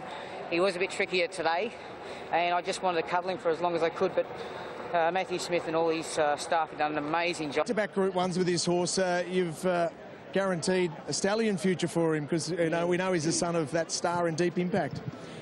Yeah, no, it's been a bit of a long journey with him. It's taken us a while to get him to where he is today, to this preparation, but just got some great staff behind me and supporters of the stable, and they've done a super job with this horse because, it's taken a couple of preps to get him here, and now we've got him at his best, and we're getting the rewards. It's for you and Mel and the whole family. Now at the Cantala, which, as we know, was on this soft 7 track, but what a superb ride from Craig Williams on Fierce Impact. Drew 14, becomes the first horse since McGarry in 1982 to complete the Tourak and Cantala double. Matt Smith was unsure in the moments before the race as to whether the horse would handle the ground, but this was a perfect steer. Yeah, I thought the highlight was Craig Williams post-race thanking Corey Brown as well for his advice on the horse. Back on the Christmas card list. No, it was a great ride from Craig, wasn't it, in terms of, he got into a good position. Obviously, a lot of good horses have tried this double, Corey, and they haven't been able to do it. So, this all of a sudden, the form around Colding and Fierce Impact from the Epsom, I think, earlier.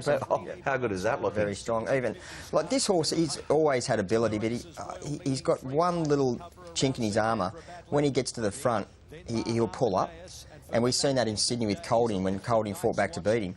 But I told Craig, I said, if you have to get there early like you did last start at Caulfield, I said he will pull up. But he's not trying. He just thinks the job's done. But he's a tough little horse. He's a good horse.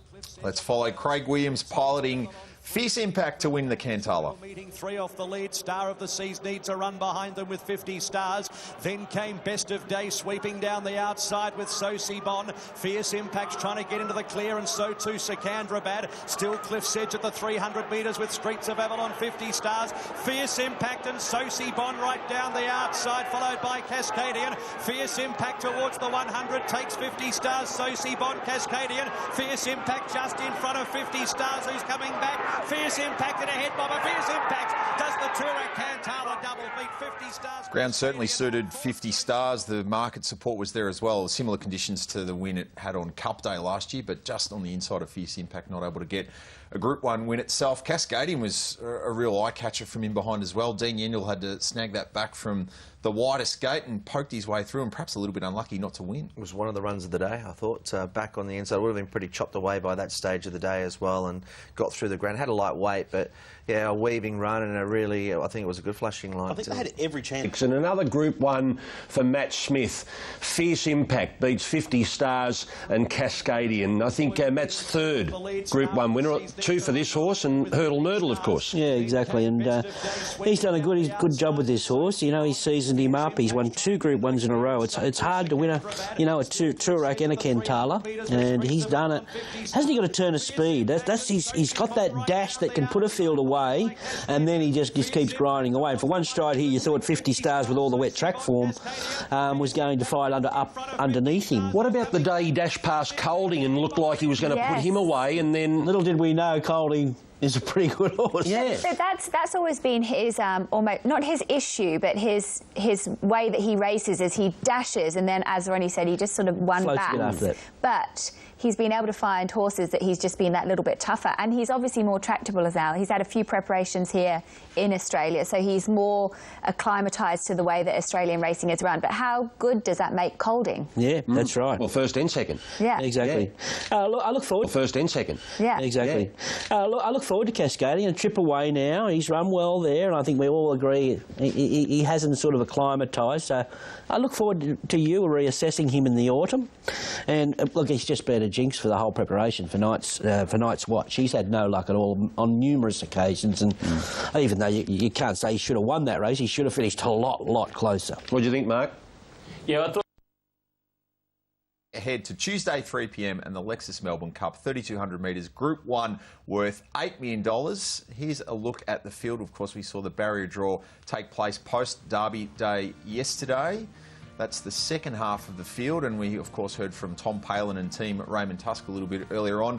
Cross counter atop the weights, 57.5, so a significant weight rise for the horse trying to go back-to-back, and as we mentioned before, no love on the panel earlier on in Locked and Loaded for Murder Glass, who's trying to go. Great race. Mike Simons, we were picking through it this morning, and there's a bit of an asterisk next to these tips because particularly for our form guru Clint Hutchison, you've still got a good 48 hours to spend looking at the form, looking at the skies, but you're sticking Surprise Baby. I'll preface it by saying it's one of the toughest Melbourne Cup fields that I've ever seen in recent times. I'm happy to stick with...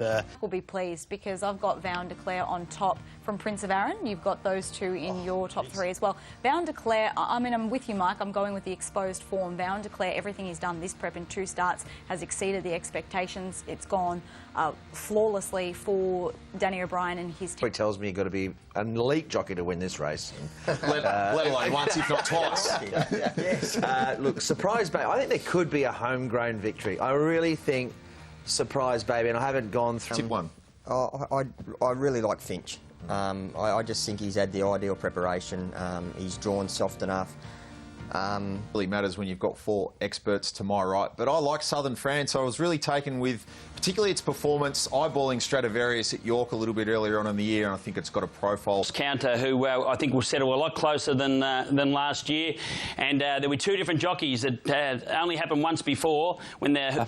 For what it's worth, I'm Il Paradiso. I just like the profile of this horse, and Surprise Baby, Vow and Declare both got really strong staying chances for Australia, and Master of Reality, beautiful draw for Frankie. All right. So .com, the Melbourne Cup preview show. The crowd is building, as is the excitement. We're just over 30 minutes away now. And Jim, great to have you currently. And throughout, if there has been any changes, I think we've got about $8 at the moment. $8.50 for our favourite, which is Finch. $9 Constantinople. Murder Glace is at 10s. Surprise Babies had some support. 15 into 12. Val Declare at 12. Cross counter 15 to... So we'll run a big race. The sun's out. I think it's drying up the track a lot, and that'll suit him. Back in third, I like Vow and Declare and Cross Counter. Time since we last looked at the market. Selection is the new favourite for the Melbourne Cup. So Finch is the best back runner. It's at $9. It is a very difficult race, as we've touched on right throughout the day. It's $9 to field. Murder Glace was our... Good there. He copped a penalty. He comes into this event as a massive, massive winning chance. He's 7 more kilos. He has 54 kilos again. He doesn't have the wide gate like he did last year. He draws perfectly, and he has a genius when it comes to the Cup. He had excuses in the Caulfield Cup, and he was the sort of $7.50 leading chance in that event. He had to work from a wide gate. He's not going to have to do that here with Karen McAvoy in the saddle from barrier 4. You'd like to think he's peaking. 2 victories in the Lexus and also the Geelong Cup. He comes into this race arguably in better form than he was in 12 months ago. He's had the perfect preparation. He managed to run third here, just beaten by the lightly weighted Cross Counter last year. I couldn't say that he can't win, Richo. Williams looking for the Grand Slam. Can he capture it with Vow and Declare? This horse has got a sense of timing about him. He's had the perfect preparation. His run in the Turnbull was fantastic. He was second in the Caulfield Cup, and to me he just looks like an absolute 2-miler. He's trained here on the track by Denny O'Brien. This was difficult. I've gone with Vow and Declare on top, number 23 in the book, because I just feel like his progression has been the most impressive throughout this campaign. Huge improvement. Best result for punters. Vow and Declare, you mentioned, Jane, just getting a little bit of support late. It's been hovering around that $11 or $12 mark. You've still got Constantinople and the Caulfield Cup winner Murder Glace still there as well at $9.50 respectively. The Lexus Melbourne Cup. Right, ready to go, stalls are back, and they're racing. Nerf Bosk veered to the right and bumped into Magic Wand shortly after the start. Beginning well towards the inside, Finch and Master of Reality. Murder Glace is closer today in the early part.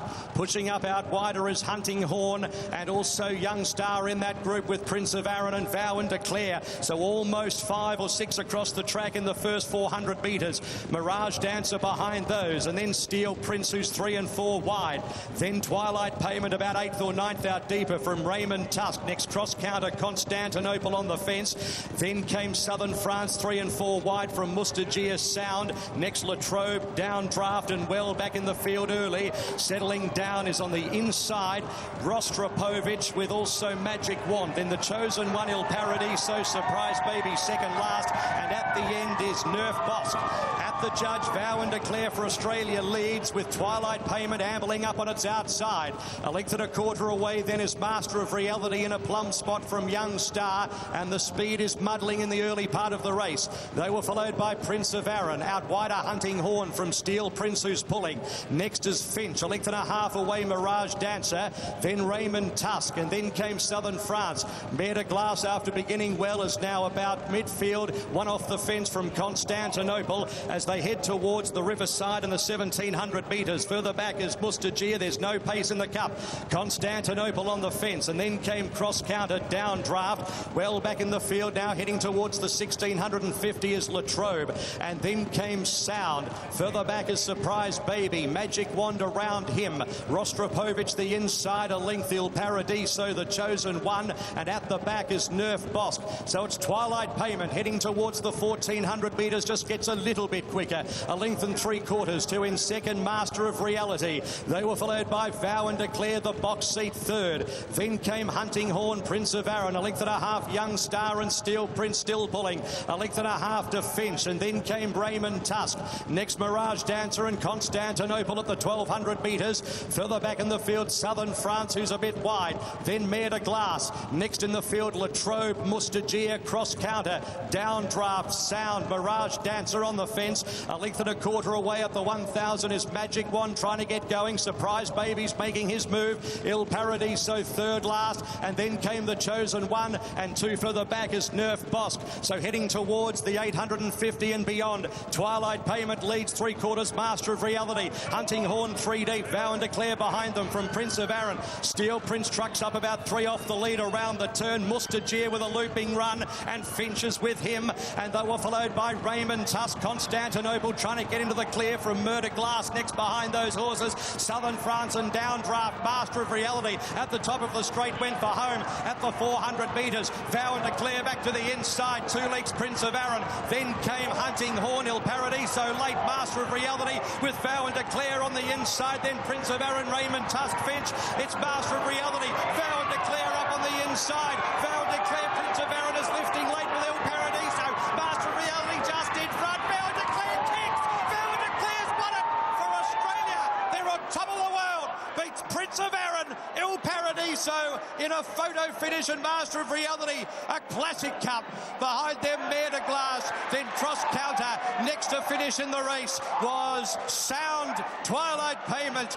Then came Raymond Tusk, Steel Prince. Constantinople pulls up with the Chosen One, Finch.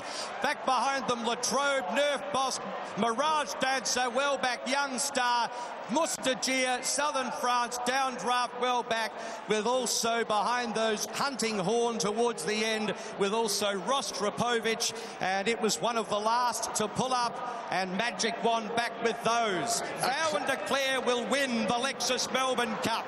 A classic cup. A classic ride by Craig Williams, and Vow and Declare for Danny O'Brien in a driving finish. Craig Williams on the inside, Frankie Dettori, Michael Walker, Prince of Arran and Il Paradiso. A 4-way go, and there will be the smallest possible margin between the three of them. And Vow and Declare will win the Melbourne Cup for Craig Williams. He becomes the 9th jockey to win the Grand Slam. He's got the cup, and he does it narrowly for Dan O'Brien in a driving finish. And forward, he put the horse up on speed, he travelled in, he stuck to the inside, he never deviated from his position, but what a finish. We didn't know where to look. Vow and Declare was there, Twilight Payment was sticking on, Master Reality was sticking on, and then Prince of Arran charging. You didn't know where to look. It was getting very tight in the concluding stages there. And you'll notice the last, I reckon, 3 or 4 bounds, Frankie Dettori's had to put the whip away, stop and straighten. It may have cost him the race, but he had to do it, otherwise there's going to be too much interference. Magic. Successful. You've done it, Craig. You've won it for Australia. No, I was just lucky enough to sit on Vow and Declare. Vow and Declare. Credit to Danny O'Brien, Matt Harrington, he let all the people through social media get involved with this horse's preparation. Ben, we had a difficult barrier draw. Danny enticed down. This is about you. Congratulations. Thank you very much. Well done. Well done to Craig Williams. And Alan's here. He's been mobbed by media. Do you mind, Al, if I have a chat to you? You must be a very proud dad now. Yeah, quite remarkable. He's won a Caulfield Cup. He's won a Cox Plate. But this will no doubt be the crowning moment for Danny O'Brien, who has had to rebuild his whole life, basically, after the issues that he had been through. The time that he went through was considerably tough. He's rebuilt his team. He's rebuilt forward and put him in the race. Craig, Cup winning trainer.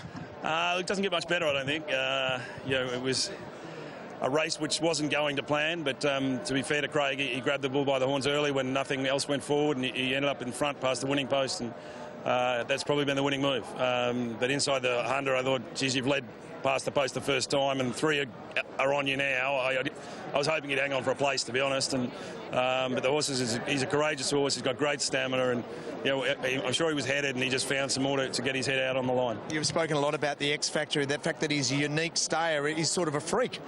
He's definitely got a great motor. His recoveries and his lactates and that are the best we've seen, and to get full advantage of that, you probably need to run 3,200 metres, and we were able to do that today, and we got a bit out sprinted in the Caulfield Cup, but the stamina won us the race today. Mate, you've been to hell and back in the last 3 years. It's hard to believe that we come forward to 2019 and you're Melbourne Cup winning trainer.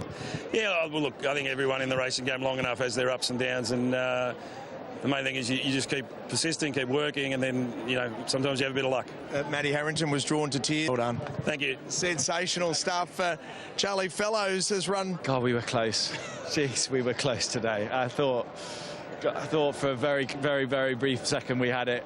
I think he does just hit the front, and then he's run brilliant. You mentioned that you got some unfinished, but to be honest, all roads lead back here next year. That's where we want to come. We look forward to having you here. Well done, so close. Congratulations. Thank you very much. BZ and Corey, what did you make of the race? Well, we've got a protest here, 4th versus 2nd, and Charlie Fellows, he's probably not aware of it at this stage, but his payday might be doubled. Could be doubled. Another $500,000 jumps in. Well, so. he's run 3rd across the line, but the protest is 4th. Il Paradiso, who's back on the inside, deep in the field, dark blue cap with the orange sleeves and orange disc, protesting against Master of Reality, who's in front at this point in time with Frankie Dettori riding, and where the interference is inside the basically last final 25 metres. 50 metres, where you can see the horse in the white cap shifting towards the inside. Frankie gets close and certainly squeezes the horse between Vow and Declare. Now, this is going to be an interesting one because he hasn't exactly... And it is upheld.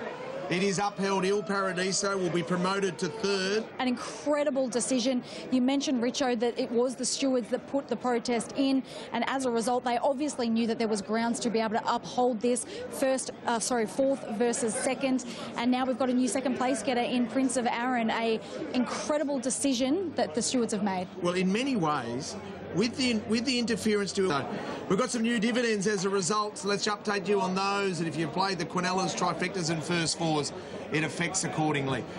So Vow and Declare 11.70 and 3.90. Prince of Arran pays 4.60 the place. Il Paradiso pays 6.80 the place. The Quinella goes to 82.40. Exact at 175, running double $225. And that first from the gate to what Australian sort of horses have, so it was a bit unsure how it was going to work out. And then you have the O'Brien horses, Aiden and Joseph. They had 3 or 4 runners each, and no one was really... Sometimes one of their horses can go out to make a stronger tempo, and that didn't really eventuate either. So once they got the positions, as you said, they really sat up, and once everyone gets their positions as you're going out of the straight, no one's really game to make a move, because if you do make a move, you sort of bring your own horse undone. It's okay to say, oh, the tempo's slow, someone do something about it. And I was in a position on my horse where I got to the 1,000, I was following one that was 3 deep and just going nowhere, and I thought, well, I've got to make a move, which I did on my horse, but I made a move to the turn, but sort of brought my own horse undone in doing it. So a few others into the race with you. Exactly. Yeah. So you're sort of damned if you do, damned if you don't. You sort of bring yourself undone, but you might help someone else. So it's a hard, tough decision to make. And as you said, once they get their formation, I felt the front half of the race really controlled the tempo of the race, and the second half of the field really got detached from that. And it really, anything that made ground from back in the field, like Surprise Baby, the second horse, Il Paradiso, and there was one or two others. They were just huge runs. The way the race was run, it was virtually impossible for them to win the race. Yeah. Damien, thanks so much.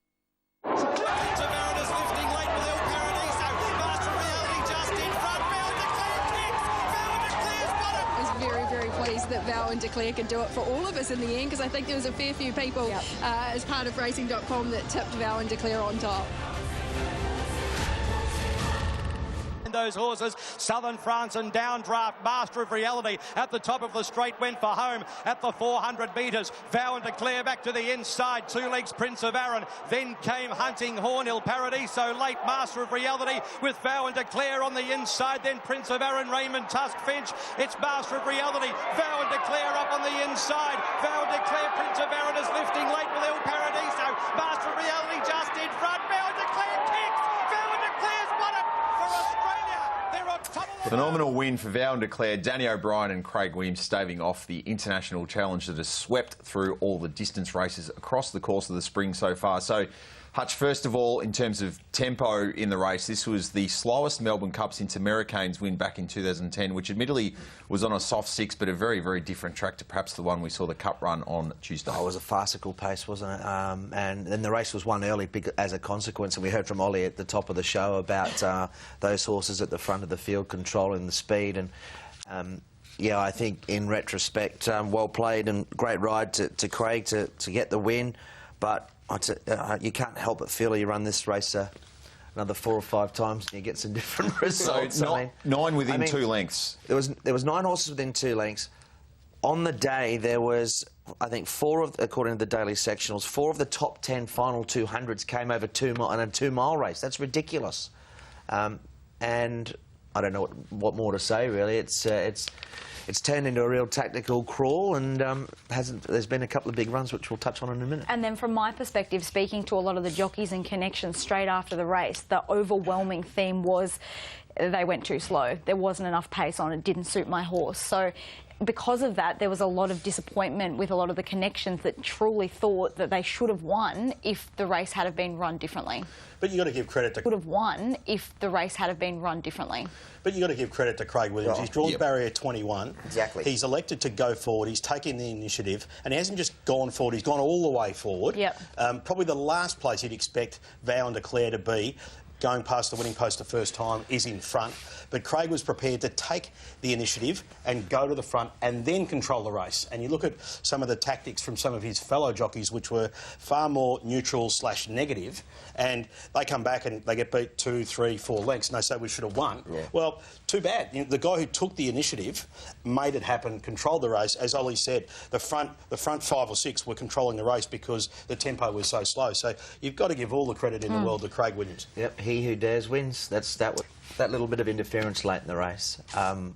It seemed to propel... I reckon it didn't even shove over the line. Vow and Declare was beaten, and then he's just sort of... pushed to victory. Well, literally, it looked that way, didn't it? El Paradiso was huge. Look, surprise, babe. We've got to touch on this one because, as Ollie said, to get us close, and El Paradiso, for those two off that tempo to get as close as they did, they were monumental runs in defeat. Another sort of homegrown star with Surprise Baby. But Surprise Baby circumnavigated the whole field, whereas El Paradiso thought, geez, I'm a long way off the buggy here. I'll try and take my chances and weave through, and did successfully. Whereas Surprise Baby, the extra ground it's covered. It was one of the runs of... It was an incredible run. I'm with you, Mike. I'm still feeling it. I mean, if you run that Melbourne Cup 100 times... So not necessarily straight after the race. And first and foremost, Il Paradiso has been acquired by Australian Connections. Aussie Care, John O'Neill. That's it. To race in the colours that Marmello races in and to be trained by Chris Waller. So that's certainly exciting to see what Il Paradiso can do over the coming seasons. And also Murder Glass, who was sensational, another one that was a backmarker off the slow tempo that really rattled home. Unfortunately, he's bowed his tendon, and it's believed that happened in the race. So he'll be on the sidelines for some time, and he's heading back to Japan for treatment on that. Give us the pick of the yard in the Oaks. Well, I'm with the 2 here in Moonlight Maid. I just think because she's got all the right physical attributes. I know that some of her counterparts have $70 with us at Sportsbet. Rock solid at that price. Gamay got into $3.90, just drifting back out to $4.20. You might even get a little bit better. Moonlight Maid $4.60, as you mentioned, Jane. But Vegas Jewel got out to $7 last 10 minutes, back into $5.50. Good support. Racing. Victory Approach missed the start by about a length and a half. Gamay began well with Foxborough a lot closer. Silent Sovereign, Ocean Miss and Vegas Jewel from the deep. 5 across the track at the post. Songbrocade just behind those. And then came Beauty Bolt and Amazing Peace. Miami Bounce 4 deep on that first turn with Stick 'em Up. They were followed by Never Listen, who's getting back through the field with Moonlight Maid 3rd to last, presently 2nd last. And Victory Approach took a snag back towards the end. So with approximately 2,000 metres to go, Silent Sovereign is the leader in the Oaks by 2 lengths. Second is Ocean Miss. Gamay Threach halfway at Chiquita Lodge. 1,200 metres to go, and Silent Sovereign for Jamie Carr with a good lead here. 2.5 lengths. 2 in second, Ocean Miss. Vegas Jewel third, the outside of Gamay, and then Foxborough.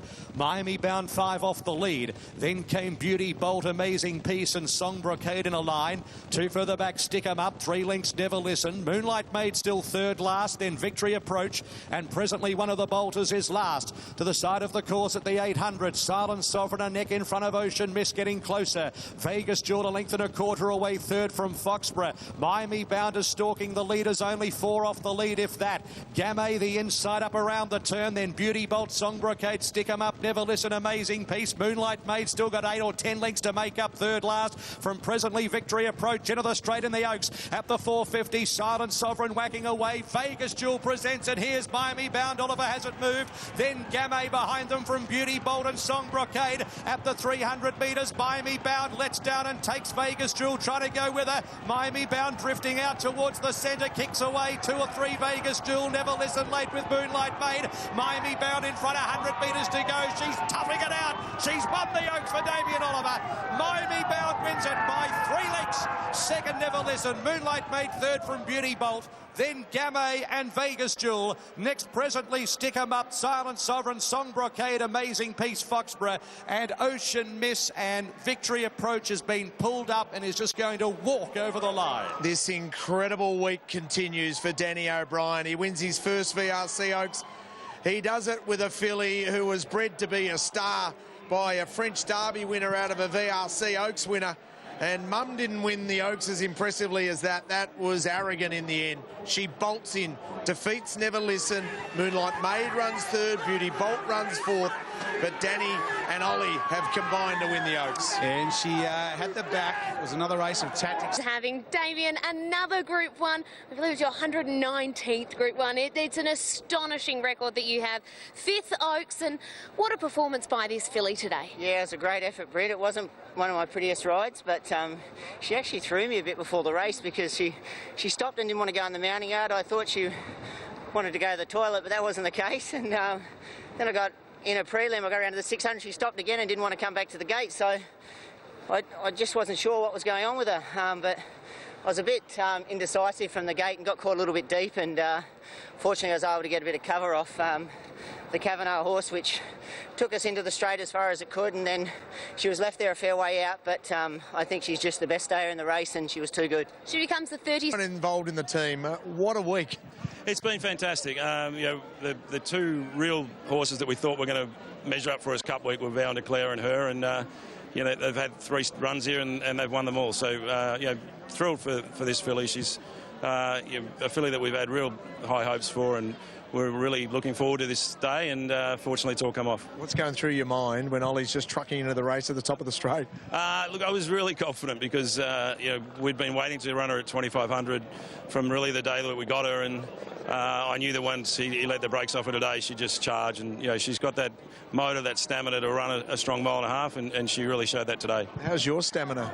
She won that really well, and I remember saying in the post-race video to the owners, I think you better check out the odds for the Oaks, because I think she's got a good chance in the Oaks, and she probably wavered a little bit in between that run and the next couple of runs, but when she got back to Flemington to the Wakeful, she bounced back to her best and hit top form for the Oaks. You must have been happy when Geordie Childs decided to go forward on Vegas Jewel, and you just got the 3-wide cover just directly behind it, and just peeling out whenever you choose. Yeah, it was a bit of a blessing for me there to get a bit of cover off her. I was probably wasn't my best ride. I was a bit indecisive from the start, but she threw me a little bit before the race because she was sort of jacking up, and we think she might have been in season. She sort of stopped at the 600, and I couldn't get her back to the start in the pre-race. So yeah, I was a little bit indecisive from the jump, and got caught a little bit deep. But it worked out a bit lucky for me that I was able to get on the back of Vegas Jewel. Ollie, congratulations on the week. What a career. This is the trainer Ryan Moore rides.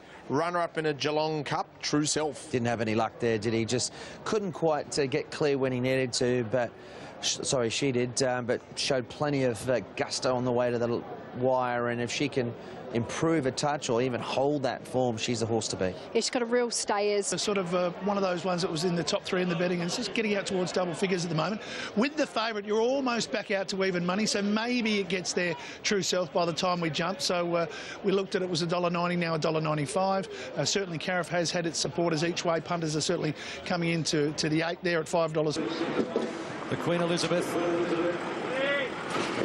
set to gallop, stalls are back and away they go. Sir Charles rode towards the outside, jumped away quite well, not as fast as Cariff, and also Ventura Storms looking for a forward position with Grey Lion. Sir Charles rode out deeper, then True Self, who's going to be one off the fence in about 5th place, and around it is Gallic Chieftain, and pushing up is Midterm, a gap in the field then to Red Cardinal. Top of the range, Moore second last, and Bondiga is at the end.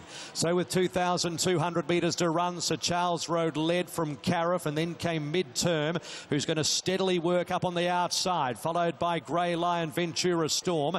Gallic Chieftains posted for the time being 3 deep, and they were followed by True Self, the centre, a lengthener as last as they race past Chiquita Lodge now. Heading towards the 1100 metres and beyond, Sir Charles Road dictating and controlling by a long neck Midterm. A length and a half to tightly packed up towards the turn in the Queen Elizabeth, 600 to go. Sir Charles Road and Midterm. Cariff needs an out. Grey Lion out 3 deep on the course. Then came Gallic Chieftain, set alight. True Self needs a run. They were followed further back by Ventura Storm, and then came Morris and Red Cardinal. True Self, a little bit of buffeting there at the 350. Midterm, Sir Charles Road. True Self's trying to wedge through. Cariff back to the inside, and Grey Lion down the centre. True Self gets out now up to Cariff as they reach the 200. True Self accelerates with an excellent turn of foot. A length Cariff, then top of the range and back behind them Morris. But True Self, the favourites, pulling clear. And True Self won the Queen Elizabeth by a length and 3/4. Second Cariff, third Morris, fourth Ventura Storm. Then came top of the range. Next to finish Midterm, and then Gallic Chieftain, Sir Charles Road, Grey Lion.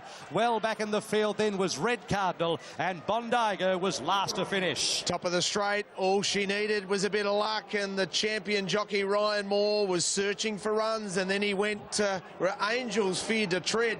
He pushed her through a little small gap. She was up for the challenge. She burst through and strode away for an impressive win. Willie Mullins is here for a 48-hour trip, and he goes home with the Queen Elizabeth and the OTI team. Get the win. Be the horse that was jumping out of the form guides yesterday in True Self, of course. Second in the Geelong Cup to Prince of Arran, and it looked like for Willie Mullins and Ryan Moore it was going to map in the right spot, and it prevailed that way, that it got the split at the right time and showed them a clean pair of heels. Well, Corey, Ryan Moore, he had a lap full of horse from a long way from home here, and it was just a matter of finding the right gap. But it's actually surprising. I love horses like this. Normally when they're held up like that, the run came for a slight minute, but I just loved how it charged into it and really let down and took the running straight up, where normally they take a bit of winding up and getting through. Self in the black cap with the OTI colours about to burst through to take out the Queen Elizabeth. True Self's trying to wedge through. Cariff back to the inside, and Grey Lion down the centre. True Self gets out now up to Cariff as they reach the 200. True Self accelerates with an excellent turn of foot. A length Cariff, then top of the range and back behind them Morris. But True Self, the favourites, pulling clear, and True Self won the Queen Elizabeth by a length and 3/4. Second Cariff, third. Cariff certainly got some promise going forward. Second in the Hotham last Saturday, second yesterday to True Self. True Self looks like it heads to the Hong Kong Vars. What do you think of its I would have projections? I can't believe Willie Mullins has a horse that he's sort of put over the jumps and has this sort of turn of foot. He's got a lot of speed, doesn't he? He mentioned that sort of post-race as well. And look, that race shape probably didn't suit him either, because they went very slow in terms of, going really slow. But he's got stamina on his side as well, and it was a soft win. I mean, Ryan basically just rode him out hands and heels, Corey. Well, once he got through the gap, it was basically all over. He just pushed into the line. So it wouldn't be a hard race for him to come to the point, but it did put the full stop on the discussion across the course of the Spring Carnival that the internationals were going to be dominant in the staying ranks, and this has been a race that's encapsulated that over the last few years. The imports and the internationals, Francis Assisi, Dandino, Jamay last year, have always seemed to have this race at their grasp. Yeah, but Prince of Arran came out and won the Queen Elizabeth. What a terrific mare this is. I think she's done a little bit of hurdling throughout her career, and this was a really, really brave ride. If you would get a chance to look at the overhead of that, she took the narrowest run to split through there. No wonder he's a world-class rider, this Moore, and away she goes. She's been a beauty, and yeah. She was the bet of the carnival, wasn't she, after Prince of Arran put up such a good run in the Melbourne Cup? Well, I wish I would have known about it. Market for the next, which is the first leg of the quaddie here today at Flemington, and Girl Tuesday certainly is the one they wanted to back. Now, got it as low as $2.70, just out in the last 3 or 4 minutes to $2.80, now just out to $2.90, but it was $5 in early markets, as was Rondinella, but still there at $5. Graceful Glamour. Girl Tuesday slow and snicks back towards the end with Natoya and Naivasha. Beginning well towards the inside, Amangiri with Miss Siska, Graceful Glamour. Not too far away is Rondinella, the inside with another $1. Then Spanish Reef, Ocean X. Next in the field is Aliferous, and then came Dance, Dance, Dance, trying to get closer to the rails from Aristocratic Miss Camille.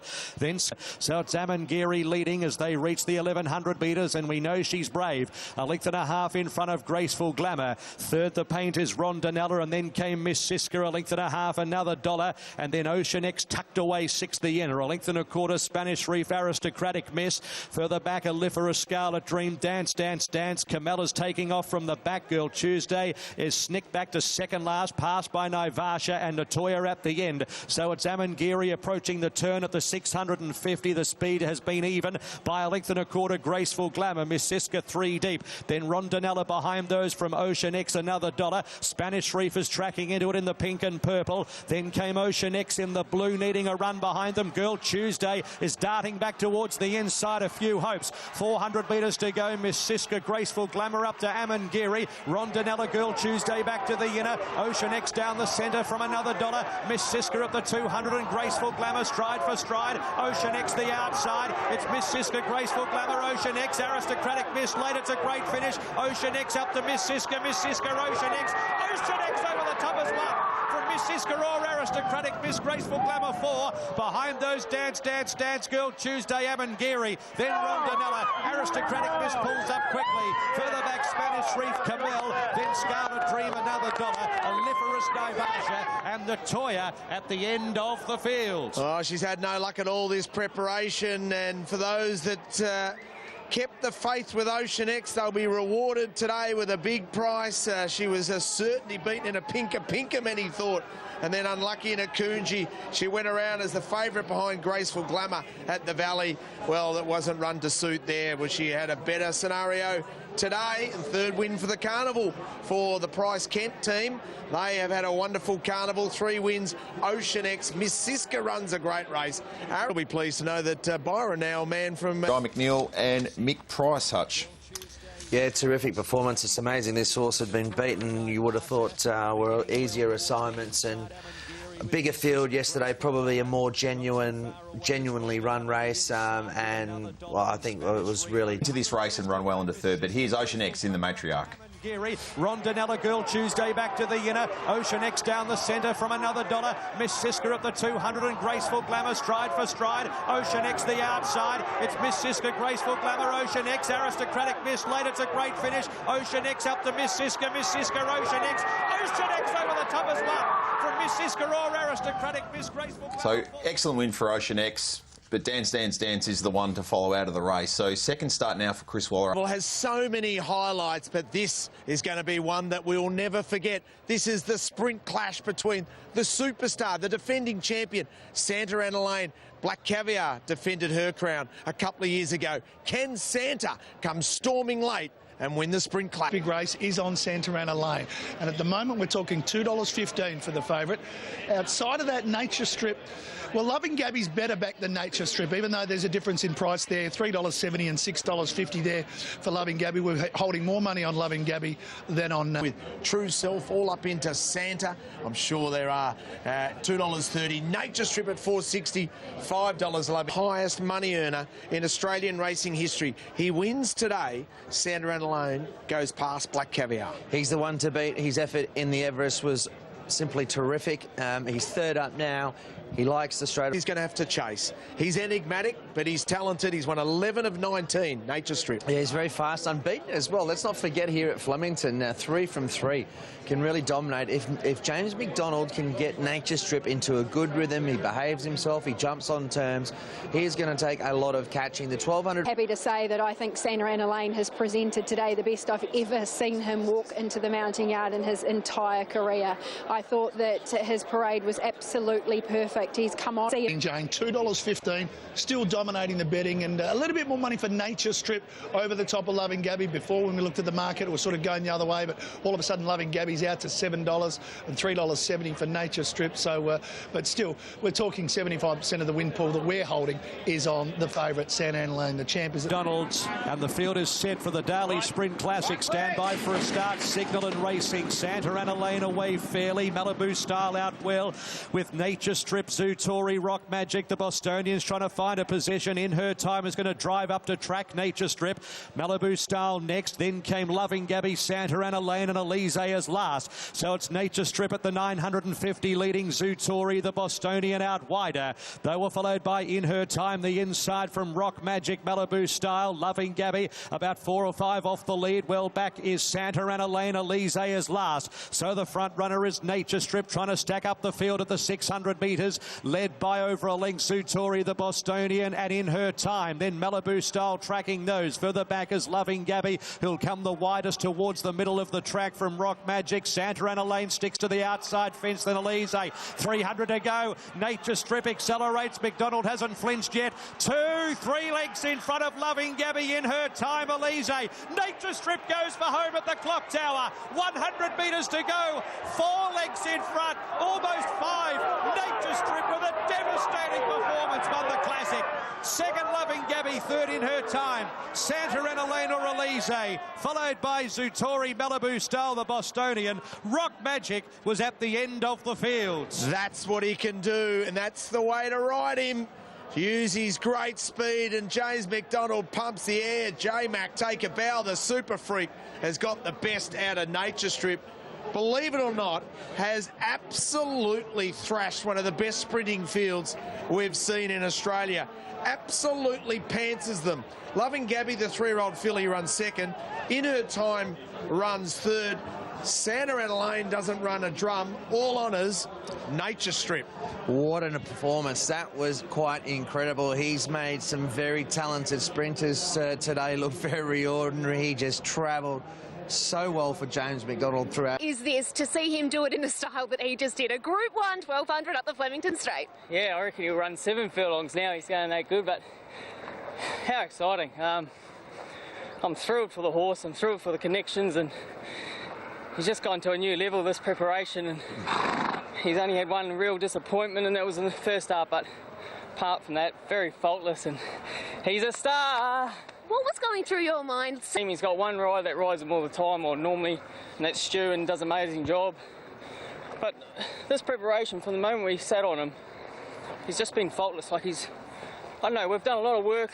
We're trying to get him to settle, and people said it backfired or what, but he wouldn't have done that performance today if it wasn't for those little things that we're trying to teach him earlier on. In our words, and that takes a horse a long way. So, yeah, well done to my team at home. They do a great job day in, day out, just getting him to switch off and relax and care for him. And we've been fortunate enough to take over a very fast horse, and we've added a little bit of our own fine-tuning. That certainly did, and the big group of owners, Rod Lyons, and he come here for a race like the Lightning? Yeah, I'm not too sure. I guess he'd be a short price favourite if he did come, and I know the team are pretty keen to get to Royal Ascot in June, but there'll be certainly a few races before then. Well done. Thank you. The most dominant of the Group 1 victories of the week was Nature Strip in yesterday's Daly Sprint Classic. Makes it 4 for 4 up the Flemington Straight. Now with Chris Waller, James McDonald on board. So had the widest gate closest to the rails, and this race was over at the 300-metre mark. Clint Hutchison. Oh, look, this horse continually makes me look foolish, but look, a fantastic effort to Chris Waller and the team. We'll talk more about that later. I thought the fact that he could really, he was outside of standard actually that first section, and then he just built, and the fact that Nature Strip could conserve that energy through that first section really delivered an emphatic win, and did it in brilliant style. J-Mac's been a big part of it, Corey, and he just said he felt like he was in a race of his own, and to a large extent he was. I couldn't believe how dominant he was from the 200 through the line, even like through the line, like how strong he was. He's never shown that before. Like even when he went to the Everest, we thought he was going to be vulnerable at the 1200, but Mate, he was as strong as ever. He get 7 furlongs from yesterday's run. Nature Strip doing a roadrunner in the Daly Sprint Classic. Gabby in her time, Elise. Nature Strip goes for home at the clock tower. 100 metres to go. 4 lengths in front, almost 5. Nature Strip with a devastating performance won the Classic.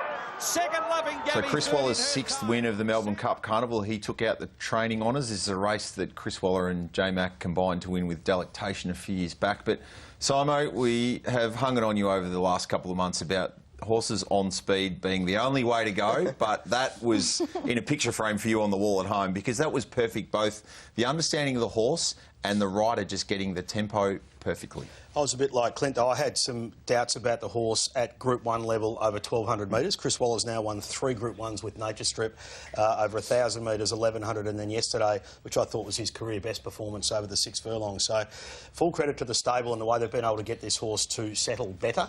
I think leading on the horse is the way to go. He gets into that rhythm and he just keeps on reeling off these really quick sectionals, running 10.6, 10.7, 10.6. And the horses in behind, they're off the bit, out of their comfort zone, a lot earlier than they would be in other races because of the Nature Strip factor. It reminds me a little bit of Black Caviar. She used to do the same thing. She could run those mid-race sectionals and she'd have really good horses off the bit. And yesterday you saw, obviously, Santa Ana Lane was a little bit flat.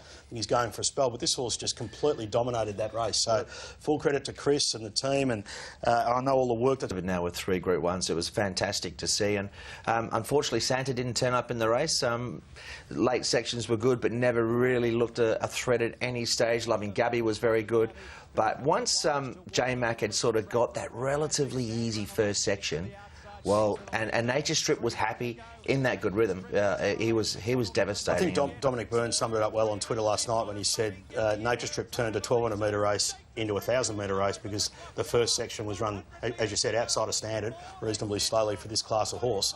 And from there it was just game over. I mean, and let's not forget as well, he obviously adores the straight. That's exactly what I was going to bring up. He's unbeaten down the straight. Unbeaten there. 4 for 4 and a collective 10-length margin. Now, admittedly, the first 3 are in lesser grade, but smashes them again yesterday. So I wonder if it's because they let him, you know... Well, and we know now that the world beckons for Nature Strip, and if they take him to Royal Ascot, well, there's a 1,000-metre straight course there. How exciting could that be? Well, he could run in the 1,000-metre race and then the Golden Jubilee on the following Saturday. Yeah, exactly. Got to take the double, Mike. 4 now, and you knew after 100 metres here. Look at him sprint here. They just had no hope. You know, your back horses on speed invariably, you know, and you want to back Santa Ana Lane. Once they went slow there, him with his pattern, it makes it very tough for him. So we know he's probably the best sprinter in the land when he's right, but things have to fall into place, and nothing did there as far as the speed angle of that race. She's a good mare, a good filly, Loving Gabby. In her times, run a much improved race. That's Everest form again, and Elise, Everest form again. So that's stood right up there. But a great training performance and a good ride. Absolutely, yeah. The Royal Ascot is about mid-June, so he would be a perfect horse in the King's Stand. That's over the 1,000 metres, and obviously it's not... Classic races here in Cup Week. It is the Mckinnon Stakes. It was moved to the final day, and we've seen in recent years... Fascinating race, and the betting's been quite interesting to watch as well. Melody Bell's been favourite right throughout. There's been up and down a little bit, as has the second favourite in Magic Wand. So that's the one that's interested me. It got out to $7 this morning when we were looking at it. All of a sudden, Magic Wand's now back to $4.60. Kingswood have done their job. I think he looked outstanding in the parade, and we know why he failed in the Cox Plate last time. There was an issue. I think that he can bounce back. I think he can improve. Market, since we last looked sort of 7 or 8 minutes ago, Melody Bell's still your favourite, and Magic Wand is that second favourite, but that push for Magic Wand that we saw come in, it's just sort of quietened off a little bit. So racing in the Mckinnon.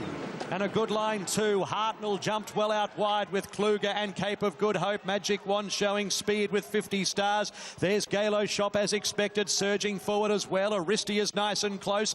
Harlem midfield with Humidor, then Night's Watch and Sosi Bond. Kingsville Dreams trying to slot across. So they complete the first 350 metres of the race. Hartnell wants a piece of the action with Galo Shop. Magic Wand behind those will get a lovely track. 100 metres led the Mckinnon field by 2 lengths. Hartnell second, a length and a half to Magic Wand third, a similar gap Kluger, then 50 Stars, a length and a quarter Cape of Good Hope, and next Aristia and Humidor around her. Further back in the field is Night's Watch, and then came Harlem, then Sosi Bon, Lifeless Ordinary, Kings Will Dream from Melody Bell, Suzuka Devious is second last, Dead Agent last, approaching the 800 metres, and it's Galo Shop in front. The speed has been even, 3/4 of a length. Hartnell getting closer now. Two further back is Magic Wand, and they were followed by Kluger, then 50 Stars. Next is Humidor, Cape of Good Hope from Aristia. Next Sosi Bon. Next the inside around the turn is Night's Watch. Kings Will Dream a long way back. Melody Bell with two behind her. Hartnell moves up on the outside of Galo Shop. Magic Wand is a threat on the outside at the 350. Two further back is Kluger, and then came behind them Aristia, Kings Will Dream, Melody Bell, Magic Wand up to Hartnell, who's thrusting one last time at the 150. Magic Wand 3/4 of a length in front of Hartnell. Lifeless Ordinary. Magic Wand on the quick back up is clear. Magic Wand a length and a quarter. Magic Wand has won the Mckinnon. Photo second. Hartnell or Melody Bell, followed by Lifeless Ordinary. Then 50 Stars, Kings Will Dream from Humidor, Suzuka Devious. Next Kluger, Galo Shop, Night's Watch. Next Aristia, Harlem, Cape of Good Hope, Sosi Bon, and Dead Agent was at the tail of the field. She finally gets a Group 1, Magic Wand. She's been Group 1 placed all around the world. She ran in the Cox Plate. She was superb there. She backed up and had a crack at the Melbourne Cup, and believe it or not, she's such a tough mare that Ryan Moore said, I'm going to stay around and ride a Group 1 Mckinnon on her, and has she bounced back beautifully. From a Melbourne Cup on a Tuesday to a Mckinnon on a Saturday, she defeats the superstar New Zealander in Melody Bell. And old Hartnell, well, he was brave as always. He's just been pipped for second. Congratulations, everyone involved. What an extraordinary career he has had. Lifeless Ordinary runs those that ran second and third, like Jamie Richards and also James Cummings. Yeah, look, I think Magic Wand and Hartnell, well, they were all in the first three in the run. So while they were pretty aggressive early, Corey, I wonder with mid-race they just got the right time. But Melody Bell, the runner-up, has been absolutely huge. She's come from third last and run the winner down to, I think, about 3/4. So we've got to pay her some respect as well. Was coming our way, but credit to Magic Wand, superb effort from Ryan Moore and Aidan O'Brien. So this horse comes off a 10th place in the Cup, beaten 3.5 lengths, 4th in the Cox Plate, but you dial back into its weight for age form, 2nd in the Irish Champions Stakes, splitting Magical and Anthony Van Dyke, 2nd in the Arlington Million to Bricks and Mortar. It's little wonder the money came for it yesterday. Well, what an effort to run in those races back up and take this one out. So it was that was some performance from the O'Brien team. And Magic Wand, she was fantastic, positive ride. The tempo on the daily sectionals information, they went along at a good gallop. The clear run of the race was Melody Bell. We'll touch on her lately, but firstly, Corey, Ryan was happy to put Stain throughout. One thing you want to realise, though, with Melody Bell, on a day where we had a pretty handy sprinter go around, she ran the fastest last 200 of the day on a solid pace. Once again, well, maybe we'll catch Matty's call once again, because he was another highlight of the spring as well. Melody Bell, Magic Wand up to Hartnell, who's thrusting one last time at the 150. Magic Wand 3/4 of a length in front of Hartnell. Lifeless Ordinary. Magic Wand on the quick back up is clear. Magic Wand a length and a quarter. Magic Wand has won the Mckinnon. Photo second. Hartnell or Melody Bell. It's great to see Magic Wand win her first Group 1, but you know, Hartnell's given her the perfect run into the race. He probably should take a little bit of credit for that Group 1 victory yesterday, because he was doing all the tough work out in front. The Australian Racehorse of the Year has probably never been so open, given the dominance of the likes of Winx and Black Caviar in recent years. But right now, Melody Bell's going to make a really strong case that she can come back and have the autumn. We're anticipating she might be the nomination. She's potentially the next star, I think, on the horizon. I mean, on her performances in the last week, I think she could be she's the next big thing, really, particularly on... Magic Wand backing up from the Melbourne Cup, and Hartnell, it's his final race. We celebrate this champion. He didn't win, but he was brave again. He was, and wow, what a bold move. You know, the Cox Plate, Melbourne Cup, Mckinnon, and they get the result. She may have only won 2 races leading in, but she's got a good quality there. How good was that? New Zealander again, Melody Bell, she was fantastic from too far back. And Hartnell, we just spoke about. parading ahead of the Golden Gift. We're 5 minutes 45 away from action. Tanker's the on-topper for Mr. Brassel. We'll have a look at what's happening on track, other side of this. Go to Darren Flindell for the $1 million Golden Gift. And the two-year-olds are on their way. They're racing, and Dame Giselle jump well together with Blazer Trail. Marungal and Malkovich is pushing forward as well. So it's Blazer Trail and Malkovich, the joint leaders. Marungal out 3 deep going to third. Then came Dame Giselle, who's just taken a sit behind them, travelling strongly on the inside of Endorse. Further back to Sidearm, the favourite Tanker midfield, the fence, followed by Gravina. Then came It's Hot from Vucetich back on the inside. Close to Me, See You Soon, with two behind Selzabil and Diamond Cat. At the 500 metres, Blazer Trail on the inside of Malkovich, head and head, followed then by Endorse off the course. Further back to Dame Giselle, Marungal. Tanker getting into the clear now, is 4 lengths off them being revved up. Malkovich moves up on the outside of Blazer Trail. Blazer Trail's got gas in the tank though. Dame Giselle's coming off heels, running on well. Blazer Trail in front. Dame Giselle's going to it quickly, and Dame Giselle went on by, roaring away with a Golden Gift. Dame Giselle pulls clear to win it by 3. I think Blazer Trail clung on to second in front of See You Soon. It's pretty close for the Miners. Selzabil home into 4th. Then came Tanker from Visitouche. Malkovich weakened out from It's Hot. Further back to Sidearm from Gravina. Close to Me, Endorse, Marungal, and last in was Diamond Cat. Dame Giselle takes out the first Golden Gift worth $1 million, and the Snowdens might have quinelled it. Blazer Trail's there. Here's the shutter cam for the Miners. See You Soon came quickly. Blazer Trail, whose nose is going to go down on the line? It'll be See You Soon. So number 10, See You Soon this morning, and with us earlier today here on course. The Winker's going on. It was his pick for this race. You had to listen. Yeah, certainly did. And a dominant win of the finish it was. She was beautiful. Good to see Andrew. Yes. Because it's $1 million, 580 for first, almost 200,000 for second. First and second guaranteed a spot in whatever race they want to run in as 2-year-olds. Yeah, exactly. Look, I must say, 10 days ago, I was worried how this race was going to shape up. Very worried. I couldn't see anything emerging. After sitting back and assessing the race in general, I think this is very, very strong. Very strong. This filly's made a giant leap here, Dame Giselle. Peter was anticipating it. A beautiful ride. She gets the job done. Little See You Soon. Well, she had to be ridden quietly from that barrier, and it looked like everything was going to go perfectly. Best ride of the race. Yeah, until here. You watch the head on. It was going to be a brilliant ride, and then it didn't happen for, at some stages in the straight. But if she'd gone around them, yes, where Selzabil was, yep, it wouldn't have finished top 3. No, I agree. I just saw from he back. Dame Giselle straight into favourite. Oh, that means nothing, does it? Let's go to the hot eyes there. Let's go to New Zealand 2,000 guineas. We've shown you this horse before. This is the new superstar over there. Beaten on debut, wins its next 4 starts. Catalyst. Yeah, well, listen to the call. It could well be the reincarnation of Farlap.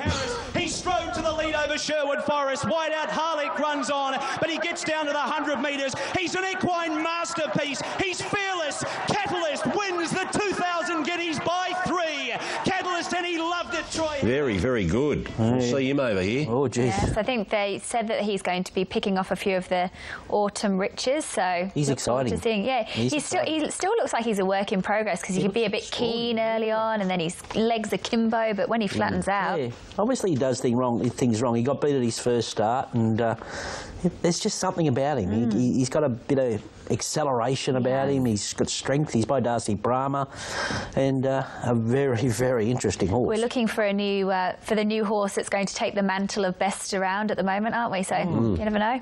All right.